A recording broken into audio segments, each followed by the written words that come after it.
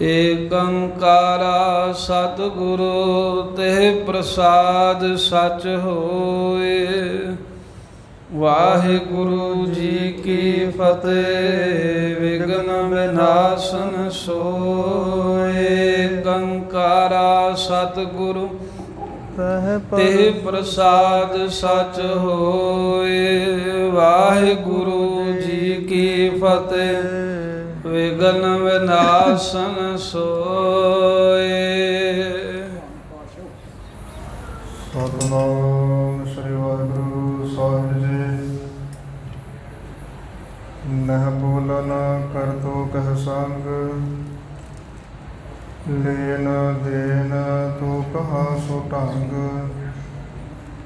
ਸਿੱਖ ਅਨੇਕ ਉਪਾਇ ਲਿਆਵੈ, ਪਨਹਿ ਬੇਨਤੀ ਗੁਰੂ ਮਨਾਵਹਿ। ਸਿੱਖ ਅਨੇਕ ਉਪਾਇ ਲਿਆਵਹਿ, ਪਨਹਿ ਬੇਨਤੀ ਗੁਰੂ ਮਨਾਵਹਿ। ਵਾਹਿਗੁਰੂ ਜੀ ਕਾ ਖਾਲਸਾ, ਵਾਹਿਗੁਰੂ ਜੀ ਕੀ ਫਤਿਹ। ਪਰਮ ਸਨਮਾਨਯੋਗ ਚੌਬਰ ਛਤਰ ਤਖਤ ਦੇ ਮਾਲਕ, ਗੁਰਤਾ ਗੱਦੀ ਦੇ ਤਖਤ ਤੇ ਸੁਭਾਏਮਾਨ, ਪ੍ਰਗਟ ਗੁਰਾਂ ਕੀ ਦੇਹ ਪ੍ਰਤੱਖ ਹਾਰ। ਧੰਨ ਧੰਨ ਸਤਿਗੁਰੂ ਸ੍ਰੀ ਗੁਰੂ ਗ੍ਰੰਥ ਸਾਹਿਬ ਮਹਾਰਾਜ ਜੀ ਦੀ ਪਰਮ ਪਵਿੱਤਰ ਹਜ਼ੂਰੀ ਅੰਦਰ ਪਿਛਲੇ ਪੈਰ ਦੇ ਸਜੇ ਹੋਏ ਦੀਵਾਨਾਂ 'ਚ ਸਤਿਗੁਰੂ ਤੇਗ ਬਹਾਦਰ ਸਾਹਿਬ ਮਹਾਰਾਜ ਜੀ ਦੇ ਪਾਵਨ ਅਸਥਾਨਾਂ ਦੇ ਦਰਸ਼ਨ ਦੀਦਾਰ ਕਰਦੇ ਹਾਂ, ਯਾਤਰਾ ਕਰਦੇ ਹਾਂ, ਹਾਜ਼ਰੀ ਭਰ ਰਹੇ ਗੁਰੂ ਪਿਆਰੀ ਖਾਲਸਾ ਸਾਧ ਸੰਗਤ ਜੀ। ਚੱਲ ਰਹੇ ਲੜੀਵਾਰ ਇਤਿਹਾਸ।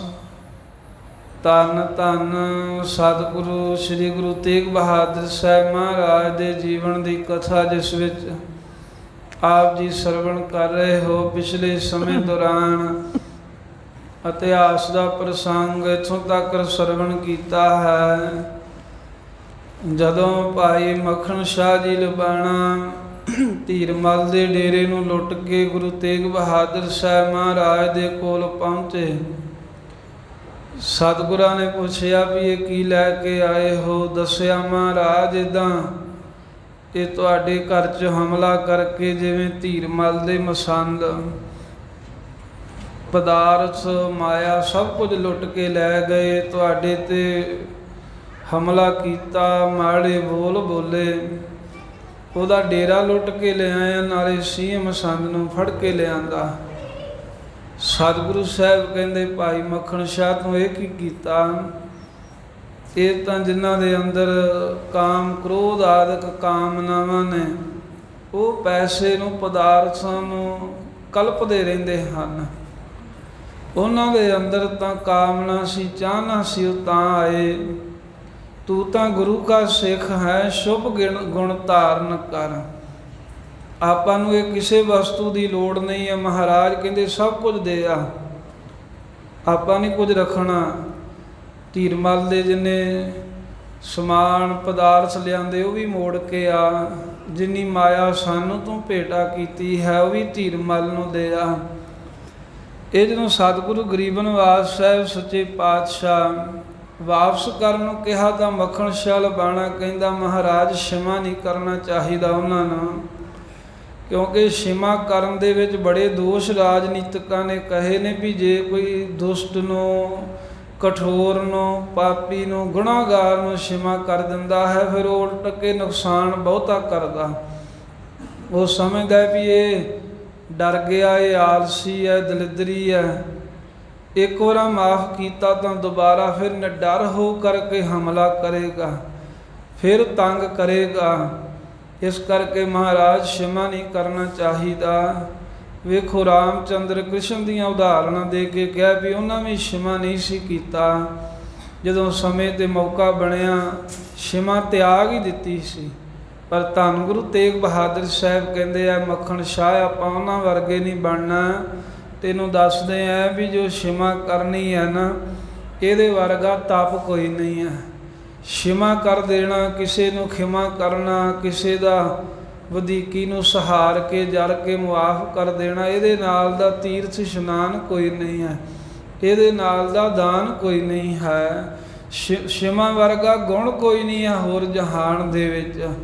ਇਸ ਕਰਕੇ ਖਿਮਾ ਆਦਿਕ ਸ਼ੁਭ ਗੁਣ ਜਿਹੜੇ ਹਨ ਇਹ ਧਾਰਨ ਕਰ ਅਤੇ ਗੁਰੂ ਕਾ ਸਿੱਖ ਹੈ ਸਦਾ ਹੀ ਕਹਿੰਦੇ ਆਪਣੇ ਹਿਰਦੇ ਦੇ ਵਿੱਚ ਇਹ ਖਿਮਾ ਆਦਿਕ ਸਤ ਸੰਤੋਖ ਦਇਆ ਧਰਮ ਆਦਿਕ ਗੁਣ ਪਰਪੱਕ ਕਰਕੇ ਰੱਖ, ਦ੍ਰਿੜ ਕਰਕੇ ਰੱਖ।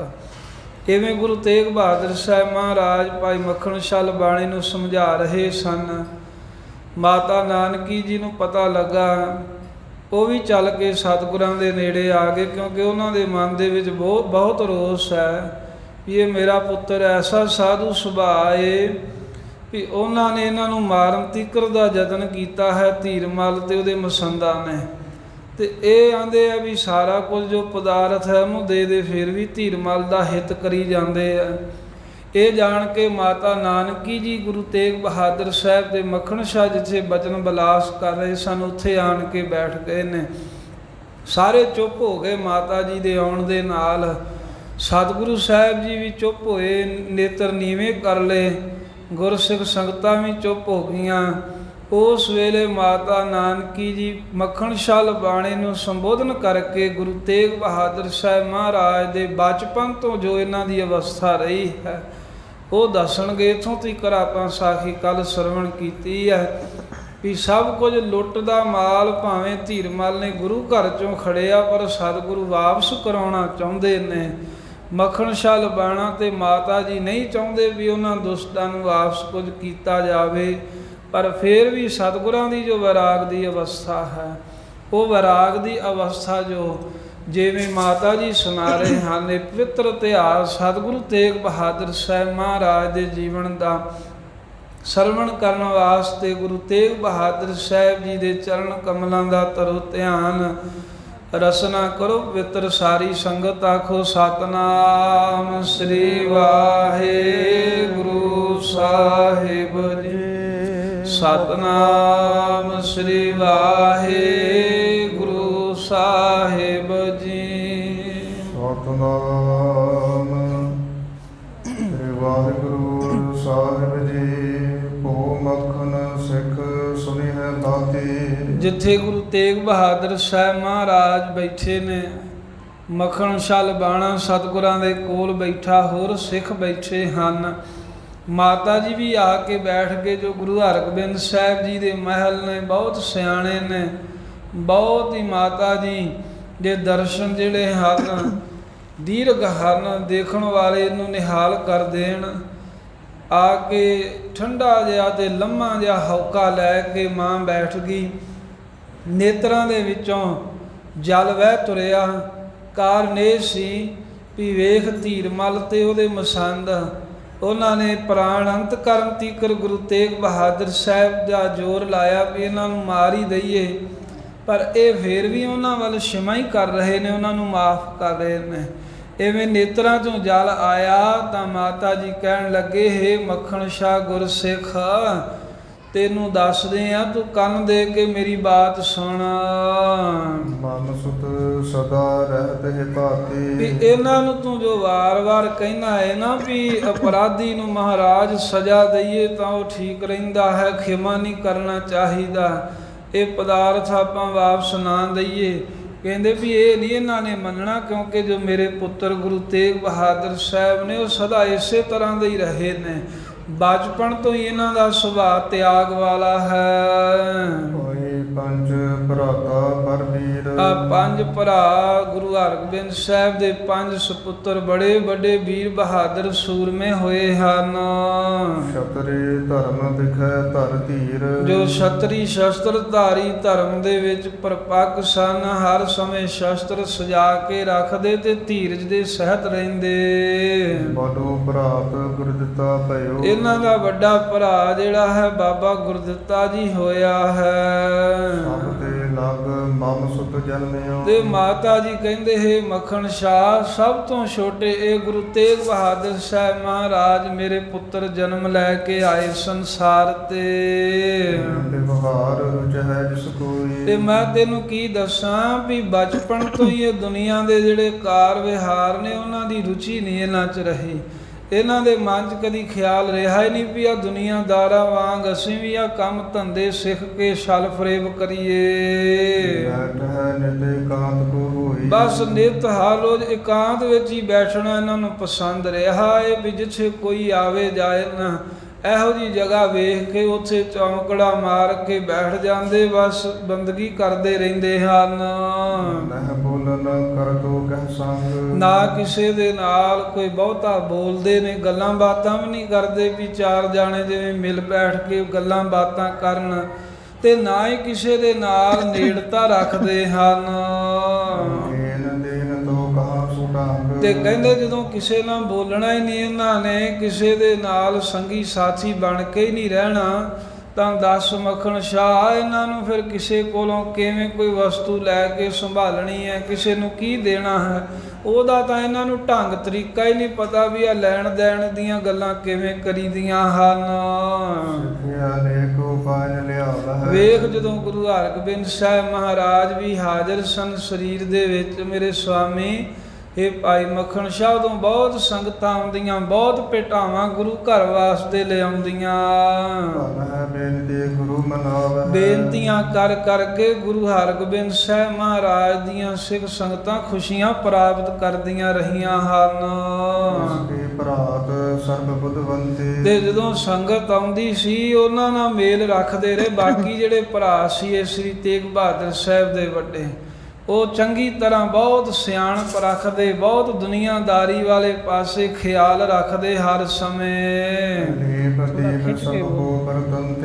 ਤੇ ਲੇਬ ਦੇਵ ਸਭ ਸੋਂ ਬਰਤਨ ਤੇ ਕਿਸੇ ਨੂੰ ਕੁਝ ਦੇਤਾ ਕਿਸੇ ਕੋ ਕੁਝ ਲੈ ਰਿਹਾ ਇਸ ਤਰ੍ਹਾਂ ਦਾ ਵਰਤੋਂ ਵਿਹਾਰ ਵੱਡੇ ਜਿਹੜੇ ਪੁੱਤਰ ਵੱਡੇ ਭਰਾ ਸਨ ਇਹਨਾਂ ਦੇ ਵੱਡੇ ਪੁੱਤਰ ਸਾਡੇ ਉਹ ਸਾਰਾ ਕੁਝ ਕਰਦੇ ਰਹੇ। ਬਹੁਤ ਮੋਲ ਕੇ ਬਸਤਨ ਪਹਿਰੇ ਫਿਰ ਚੰਗੇ ਚੰਗੇ ਮੁੱਲ ਦੇ ਕੀਮਤੀ ਬਸਤਰ ਜੋ ਸੰਗਤਾਂ ਲੈ ਕੇ ਆਉਂਦੀਆਂ ਉਹ ਇਹਨਾਂ ਦੇ ਵੱਡੇ ਭਾਈ ਸਾਰੇ ਹੀ ਸੋਹਣੀਆਂ ਪੁਸ਼ਾਕਾਂ ਪਹਿਨਦੇ ਰਹੇ। ਤੇ ਸਿੱਖ ਸੰਗਤ ਦੇ ਕੋਲੋਂ ਆਪਣੀ ਵੀ ਪੂਜਾ ਕਰਾਉਂਦੇ ਸੰਗਤ ਵਿੱਚ ਜਾਂਦੇ ਆਉਂਦੇ ਸੰਗਤਾਂ ਮੰਨਦੀਆਂ ਵੀ ਇਹ ਗੁਰੂ ਹਰਗੋਬਿੰਦ ਸਾਹਿਬ ਦੇ ਪੁੱਤਰ ਸਾਹਿਬਜ਼ਾਦੇ ਨੇ ਇਸ ਕਰਕੇ ਉਹਨਾਂ ਅਦਬ ਕਰਨਾ ਸਤਿਕਾਰ ਕਰਨਾ। ਜਿੱਥੇ ਗੁਰਾਂ ਵਾਸਤੇ ਕੋਈ ਭੇਟਾ ਸੰਗਤ ਲੈ ਕੇ ਆਉਂਦੀ ਸੀ ਉੱਥੇ ਇਹਨਾਂ ਦੇ ਵੱਡੇ ਭਰਾ ਜਦੋਂ ਸੰਗਤ ਨਾਲ ਮੇਲ ਮਿਲਾਪ ਰੱਖਦੇ ਰਹੇ ਉਹਨਾਂ ਵਾਸਤੇ ਵੀ ਭੇਟਾਵਾਂ ਲੈ ਕੇ ਆਉਂਦੇ ਰਹੇ। ਤੇ ਹੋਇਆ ਫਿਰ ਜਿਸ ਉਚਿਤ ਵਰਤ ਹੈ ਤੈਸੇ ਸੋ ਜਿਹਨੂੰ ਜਿਵੇਂ ਚੰਗਾ ਲੱਗਦਾ ਸੀ ਉਸੇ ਤਰ੍ਹਾਂ ਵਰਤੋਂ ਵਿਹਾਰ ਸੰਗਤ ਦੇ ਨਾਲ ਵੱਧ ਤੋਂ ਵੱਧ ਰੱਖਦਾ। ਸੰਗੀ ਰਹਿ ਜੈਸੇ ਤੇ ਇਸ ਤਰ੍ਹਾਂ ਦਾ ਆਪਣਾ ਮਾਤਾ ਜੀ ਕਹਿੰਦੇ ਮੱਖਣ ਸ਼ਾਹ ਜੀ ਇਹਨਾਂ ਦੇ ਵੱਡੇ ਭਾਈ ਆਪਣਾ ਜੀਵਨ ਰੱਖਦੇ ਇਦਾਂ ਦਾ ਨਿਰਵਾਹ ਕਰਦੇ ਵੀ ਵੱਧ ਤੋਂ ਵੱਧ ਮਨੁੱਖ ਵੱਧ ਤੋਂ ਵੱਧ ਸਿੱਖ ਸੇਵਕ ਜਦੋਂ ਜਾਣ ਤੇ ਉਹਨਾਂ ਦੇ ਨਾਲ ਹੀ ਰਹਿਣ। ਬਹੁਤ ਮੋਲ ਕੇ ਭੂਖਣ ਧਾਰੈ ਫਿਰ ਬੜੇ ਭਾਰੀ ਮੁੱਲ ਦੇ ਕੀਮਤੀ ਗਹਿਣੇ ਵੀ ਉਹ ਧਾਰਨ ਕਰਕੇ ਰੱਖਦੇ ਰਹੇ। ਆਪਣਾ ਤਖਤਾ ਚਹਿਤ ਉਚਾਰੈ ਤੇ ਜਿੱਥੇ ਚੰਗੇ ਗਹਿਣੇ ਤੇ ਹੋਰ ਪਦਾਰਥ ਸੋਹਣੀਆਂ ਪੁਸ਼ਾਕਾਂ ਪਾਉਣੀਆਂ ਨਾਲ ਹੀ ਆਪਣਾ ਅਦਕਤਾ ਚਹਿਤੇ ਉਚਾਰੈ ਆਪਣੀ ਅਦਕਤਾ ਚਾਹੁੰਦੇ ਸੀ ਸੰਗਤ ਦੇ ਵਿੱਚ ਵੀ ਸੰਗਤ ਨੂੰ ਪਤਾ ਲੱਗੇ ਵੀ ਅਸੀਂ ਗੁਰਾਂ ਦੇ ਸਾਹਿਬਜ਼ਾਦੇ ਵੀ ਕਿਸੇ ਤੋਂ ਘੱਟ ਨਹੀਂ ਆ। ਇਸ ਤਰ੍ਹਾਂ ਦਾ ਉਹ ਸਾਰੇ ਹੀ ਯਤਨ ਕਰਦੇ ਰਹੇ। ਪਿਤਾ ਪਾਸ ਤੇ ਆਪਨ ਵਡਾਏ ਫਿਰ ਆਪਣੇ ਪਿਤਾ ਗੁਰੂ ਹਰਗੋਬਿੰਦ ਸਾਹਿਬ ਜੀ ਦੇ ਕੋਲੋਂ ਵੀ ਵਡਿਆਈ ਪ੍ਰਾਪਤ ਕਰਨ ਦੀ ਇੱਛਾ ਰੱਖਦੇ ਰਹੇ ਵੀ ਅਸੀਂ ਇਸ ਤਰ੍ਹਾਂ ਉਦਮ ਕਰਕੇ ਇਸ ਤਰ੍ਹਾਂ ਦੇ ਯਤਨ ਕਰੀਏ ਵੀ ਗੁਰੂ ਹਰਗੋਬਿੰਦ ਸਾਹਿਬ ਮਹਾਰਾਜ ਵੀ ਸਾਨੂੰ ਵਡਿਆਈਆਂ ਬਖਸ਼ਣ। ਬਿਲਾਖਤ ਤੇ ਵਿਦਨ ਬਣਾਏ ਤੇ ਅਨੇਕਾਂ ਵਿਧੀਆਂ ਬਣਾ ਕੇ ਅਬਲਾਖਾ ਰੱਖਦੇ ਰਹੇ ਵੀ ਅਸੀਂ ਇਹੋ ਜਿਹਾ ਕੋਈ ਕੰਮ ਕਰੀਏ ਇਹੋ ਜਿਹੀ ਕੋਈ ਸੇਵਾ ਕਰੀਏ ਜਿਹਦੇ ਨਾਲ ਗੁਰੂ ਹਰਗੋਬਿੰਦ ਸਾਹਿਬ ਮਹਾਰਾਜ ਸਾਡੇ ਤੇ ਖੁਸ਼ ਹੋਣ। ਇਹ ਨਵੇਂ ਵਧੀਆ ਚੰਗੇ ਘੋੜੇ ਆਉਂਦੇ ਸਨ ਨਿਤ ਨਵੇਂ ਨਿਤ ਬੜੇ ਬਲੀ ਘੋੜੇ, ਤਰਲ ਤੁਰੰਗਨ, ਤਰਲ ਜਿਹੜੇ ਕਹਿੰਦੇ ਬੜੇ ਹੀ ਚੰਚਲ, ਬਹੁਤ ਹੀ ਬਲੀ ਤੁਰੰਗਨ ਘੋੜਿਆਂ ਦੇ ਉੱਤੇ ਆਰੋਹ ਹੈ, ਨੇਤੀ ਅਸਵਾਰ ਹੁੰਦੇ, ਨੇਤੀ ਸੈਰਾਂ ਕਰਨ ਵਾਸਤੇ ਇਹਨਾਂ ਦੇ ਵੱਡੇ ਭਰਾ ਜਾਂਦੇ ਰਹੇ। ਸ਼ਸਤਰ ਸਜਾਏ ਸਭਨ ਮਹਿਸੂ ਹੈ, ਤੇ ਸ਼ਸਤਰ ਬਸਤਰ ਚੰਗੀ ਤਰ੍ਹਾਂ ਸਜਾ ਕੇ ਰੱਖਦੇ, ਸਾਰਿਆਂ ਵਿੱਚ ਸੋਹਣੇ ਫੱਬਦੇ ਵੀ ਸਨ, ਸਭ ਸੰਗਤਾਂ ਨੂੰ ਵੀ ਚੰਗੇ ਲੱਗਦੇ। ਪਿਤਾ ਕੇ ਸਾਥ ਜਹਾਂ ਕਹਿ ਜਾਏ, ਫਿਰ ਵੇਖੋ ਜਿੱਥੇ ਗੁਰੂ ਹਰਗੋਬਿੰਦ ਸਾਹਿਬ ਜੀ ਜਾਂਦੇ ਸਨ, ਹੇ ਭਾਈ ਮੱਖਣ ਸ਼ਾਹ, ਇਹਨਾਂ ਦੇ ਵੱਡੇ ਭਰਾ ਆਪਣੇ ਪਿਤਾ ਗੁਰੂ ਹਰਗੋਬਿੰਦ ਸਾਹਿਬ ਦੇ ਨਾਲ ਹੀ ਜਿੱਥੇ ਕਿੱਥੇ ਵੀ ਸਮਾਂ ਬਣਦਾ ਜਾਂਦੇ। ਮਨ ਹੈ ਸੁਨ ਹੈ ਬਿਦਤ ਹੈ ਸਭ ਮਾਹੇ, ਆ ਸਾਰਿਆਂ ਦੇ ਨਾਲ ਬਚਨ ਬਿਲਾਸ ਕਰਦੇ, ਸੰਗਤ ਵਿੱਚ ਪ੍ਰਗਟ ਹੁੰਦੇ, ਜੋ ਕੋਈ ਪੁੱਛਦਾ ਨੂੰ ਸਭ ਕੁਝ ਸੁਣਾ ਕੇ ਕਹਿ ਦਿੰਦੇ। ਸੰਤਨ ਸੁਤ ਆਰਦ ਜਿ ਸੁਤ ਚਾਲ, ਇਸ ਤਰ੍ਹਾਂ ਮਾਤਾ ਨਾਨਕੀ ਜੀ ਕਹਿੰਦੇ ਵੀ ਜਿਹੜੀਆਂ ਮੇਰੀਆਂ ਹੋਰ ਵੱਡੀਆਂ ਭੈਣਾਂ ਦੇ ਜਿਹੜੇ ਪੁੱਤਰ ਸਨ ਸੰਤਨਾਂ ਦੇ, ਉਹਨਾਂ ਦੀ ਇਹ ਚਾਲ ਵੇਖ ਕੇ ਵੀ ਇਹ ਤਾਂ ਉਦਮ ਕਰ ਰਹੇ ਹਨ, ਇਹ ਤਾਂ ਅੱਗੇ ਅੱਗੇ ਰਹਿੰਦੇ ਨੇ, ਸੰਗਤ ਨਾਲ ਵੀ ਮੇਲ ਮਿਲਾਪ ਰੱਖਦੇ ਹਨ, ਗੁਰੂ ਸਾਹਿਬ ਵੀ ਜਿੱਥੇ ਜਾਂਦੇ ਨੇ ਗੁਰਾਂ ਦੇ ਵੀ ਨਾਲ ਨਾਲ ਹੀ ਚੱਲਦੇ ਨੇ। ਇਹ ਸਾਰਾ ਕੁਝ ਵੇਖ ਕੇ ਮਾਤਾ ਨਾਨਕੀ ਜੀ ਕਹਿੰਦੇ, ਮਮ ਮਨ ਹੋਵਤ ਦੇਖ ਬਿਹਾਲ, ਹੇ ਮੱਖਣ ਸ਼ਾਹ ਜੀ, ਮੇਰਾ ਜਿਹੜਾ ਮਨ ਸੀ ਨਾ ਵੇਖ ਵੇਖ ਕੇ ਬੜਾ ਹੀ ਬੇਹਾਲ ਹੁੰਦਾ, ਬਹੁਤ ਹੀ ਦੁਖੀ ਹੁੰਦਾ ਸੀ ਵੀ ਇਹ ਬਾਕੀ ਤਾਂ ਸਾਰੇ ਜਿਹੜੇ ਹਨ ਇਹ ਤਾਂ ਗੁਰਾਂ ਦੇ ਨੇੜੇ ਨੇੜੇ ਰਹਿੰਦੇ, ਪਰ ਮੇਰਾ ਪੁੱਤਰ ਸ੍ਰੀ ਤੇਗ ਬਹਾਦਰ ਸਾਹਿਬ ਇਹ ਤਾਂ ਮੇਲ ਮਿਲਾਪ ਹੀ ਨਹੀਂ ਰੱਖਦਾ। ਸਬਾਸੁਰ ਚਿੰਤਾ ਮਹਿ ਰਹੂ, ਤੇ ਮੈਂ ਇਹ ਗੁਰਸਿੱਖ ਰਾਤ ਦਿਨੀ ਇਸੇ ਹੀ ਚਿੰਤਾ ਦੇ ਵਿੱਚ ਸਾਂ, ਦਿਨੇ ਰਾਤ ਮੈਨੂੰ ਚੈਨ ਨਹੀਂ ਸੀ ਮਿਲਦਾ ਵੀ ਸਾਰੇ ਹੀ ਜਿਹੜੇ ਇਹਨਾਂ ਦੇ ਵੱਡੇ ਭਰਾ ਹਨ ਉਹ ਉਦਮ ਕਰਦੇ ਨੇ ਆਪੋ ਆਪਣੇ ਥਾਵਾਂ ਤੇ, ਪਰ ਇਹ ਮੇਰਾ ਪੁੱਤਰ ਕਿਉਂ ਨਹੀਂ ਕੋਈ ਉਦਮ ਕਰ ਰਿਹਾ। ਸੋ ਸੰਗ ਕੈਸੇ ਨਹਿ ਕਹੂ, ਤੇ ਐਸੀ ਚਿੰਤਾ ਨੇ ਵੱਡ ਵੱਡ ਮਾਤਾ ਕਹਿੰਦੇ ਮੈਨੂੰ ਅੰਦਰੋਂ ਅੰਦਰੀ ਖਾ ਲਿਆ ਵੀ ਮੈਂ ਚਿੰਤਾ 'ਚ ਦੁਖੀ ਤਾਂ ਸੀ, ਪਰ ਕਿਸੇ ਨੂੰ ਕਹਿ ਨਹੀਂ ਸੀ ਸਕਦੀ, ਕਿਸੇ ਨੂੰ ਬੋਲ ਕੇ ਆਪਣਾ ਦੁੱਖ ਨਹੀਂ ਸੀ ਮੈਂ ਦੱਸਦੀ। ਆਪਣੇ ਭਾਗ ਜਾਨ ਕਰ ਮੰਗ, ਬਸ ਮੈਂ ਇਹੀ ਜਾਣ ਲਿਆ ਵੀ ਮੇਰੇ ਭਾਗ ਹੀ ਕੋਈ ਮੰਦੇ ਜਾਪਦੇ ਹਨ, ਸਭ ਤਨ ਸੁਤ ਕੋ ਲਖੋ ਬਿਲਾਂਦ, ਜਿਸ ਕਰਕੇ ਮੇਰੀਆਂ ਦੂਜੀਆਂ ਜੋ ਭੈਣਾਂ ਜੋ ਸੰਤਣਾ ਬਣ ਆਈਆਂ ਹਨ ਉਹਨਾਂ ਦੇ ਭਾਗ ਚੰਗੇ ਨੇ, ਇਸੇ ਕਰਕੇ ਹੀ ਉਹਨਾਂ ਦੇ ਪੁੱਤਰ ਜਿਹੜੇ ਹਨ ਗੁਰੂ ਹਰਗੋਬਿੰਦ ਸਾਹਿਬ ਦੇ ਨੇੜੇ ਤੇੜੇ ਰਹਿੰਦੇ ਹਰ ਸਮੇਂ। ਇਤਕ ਦਿਓ ਸਬੀਤ ਹੈ ਕਰਮਾ ਹੈ, ਇਸ ਤਰ੍ਹਾਂ ਇਹ ਸ੍ਰੀ ਗੁਰੂ ਤੇਗ ਬਹਾਦਰ ਸਾਹਿਬ ਜੀ ਨੂੰ ਕਿੰਨੇ ਹੀ ਕਹਿੰਦੇ ਦਿਨ ਘਰ ਦੇ ਵਿੱਚ ਬੈਠਿਆਂ ਹੀ ਲੰਘ ਜਾਂਦੇ, ਬਤੀਤ ਹੋ ਜਾਂਦੇ ਸਨ। ਅਬ ਕਬ ਜਾਹੇ ਪਿਤਾ ਨਿਜ ਪਾਹੇ, ਕਦੀ ਕਦਾਈ ਜਦੋਂ ਇਹਨਾਂ ਦੇ ਮਨ ਵਿੱਚ ਕੋਈ ਆਉਂਦਾ ਤੇ ਜਿੱਥੇ ਗੁਰੂ ਹਰਗੋਬਿੰਦ ਸਾਹਿਬ ਇਹਨਾਂ ਦੇ ਪਿਤਾ ਦੀਵਾਨ ਸਜਾ ਕੇ ਸੰਗਤ ਵਿੱਚ ਬੈਠਦੇ, ਤੇ ਹੇ ਭਾਈ ਮੱਖਣ ਸ਼ਾਹ, ਇਹ ਗੁਰੂ ਤੇਗ ਬਹਾਦਰ ਸਾਹਿਬ ਜੋ ਮੇਰੇ ਪੁੱਤਰ ਹਨ ਇਹ ਕਦੀ ਕਦਾਈ ਕਿਤੇ ਕੋਈ ਮਹੀਨੇ 2 ਮਹੀਨੇ ਪਿੱਛੋਂ ਆਪਣੇ ਪਿਤਾ ਸਤਿਗੁਰਾਂ ਦੇ ਕੋਲ ਚਲੇ ਜਾਂਦੇ।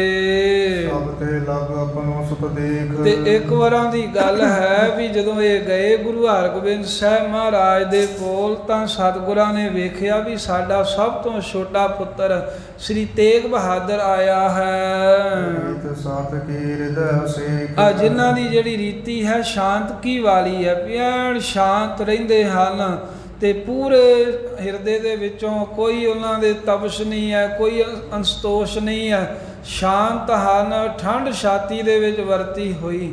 ਇਹ ਗੁਰੂ ਹਰਗੋਬਿੰਦ ਸਾਹਿਬ ਜੀ ਜਾਣ ਕੇ ਵੀ ਸਾਡਾ ਛੋਟਾ ਪੁੱਤਰ ਸ਼ਾਂਤੀ ਵਿੱਚ ਰਹਿੰਦਾ ਹੈ ਪੂਰਾ। ਚਾਰ ਹੋ ਸੁਤ ਤੈ ਪਿਕ ਲਗ ਮੇਰਾ, ਤੇ ਉਸ ਵੇਲੇ ਫਿਰ ਕੀ ਕਰਦੇ ਵੀ ਚਾਰੋਂ ਸੁੱਤ ਤੇ ਪਿਖ ਲੱਗ ਮੇਰਾ, ਜਿਹੜਾ ਇਹ ਮੇਰਾ ਛੋਟਾ ਪੁੱਤਰ ਸ੍ਰੀ ਗੁਰੂ ਤੇਗ ਬਹਾਦਰ ਸਾਹਿਬ ਹੈ ਇਹਨੂੰ ਮਹਾਰਾਜ ਬਾਕੀ ਚੌਹਾਂ ਦੇ ਨਾਲੋਂ ਛੋਟਾ ਜਾਣ ਕਰਕੇ ਕਰਤ ਭਏ ਸਨਮਾਨ ਵਡੇਰਾ, ਬੜਾ ਇੱਕ ਦਿਨ ਗੁਰੂ ਹਰਗੋਬਿੰਦ ਸਾਹਿਬ ਮਹਾਰਾਜ ਨੇ ਸੰਗਤ ਦੇ ਵਿੱਚ ਇਹਨਾਂ ਦਾ ਸਨਮਾਨ ਆਦਰ ਕੀਤਾ।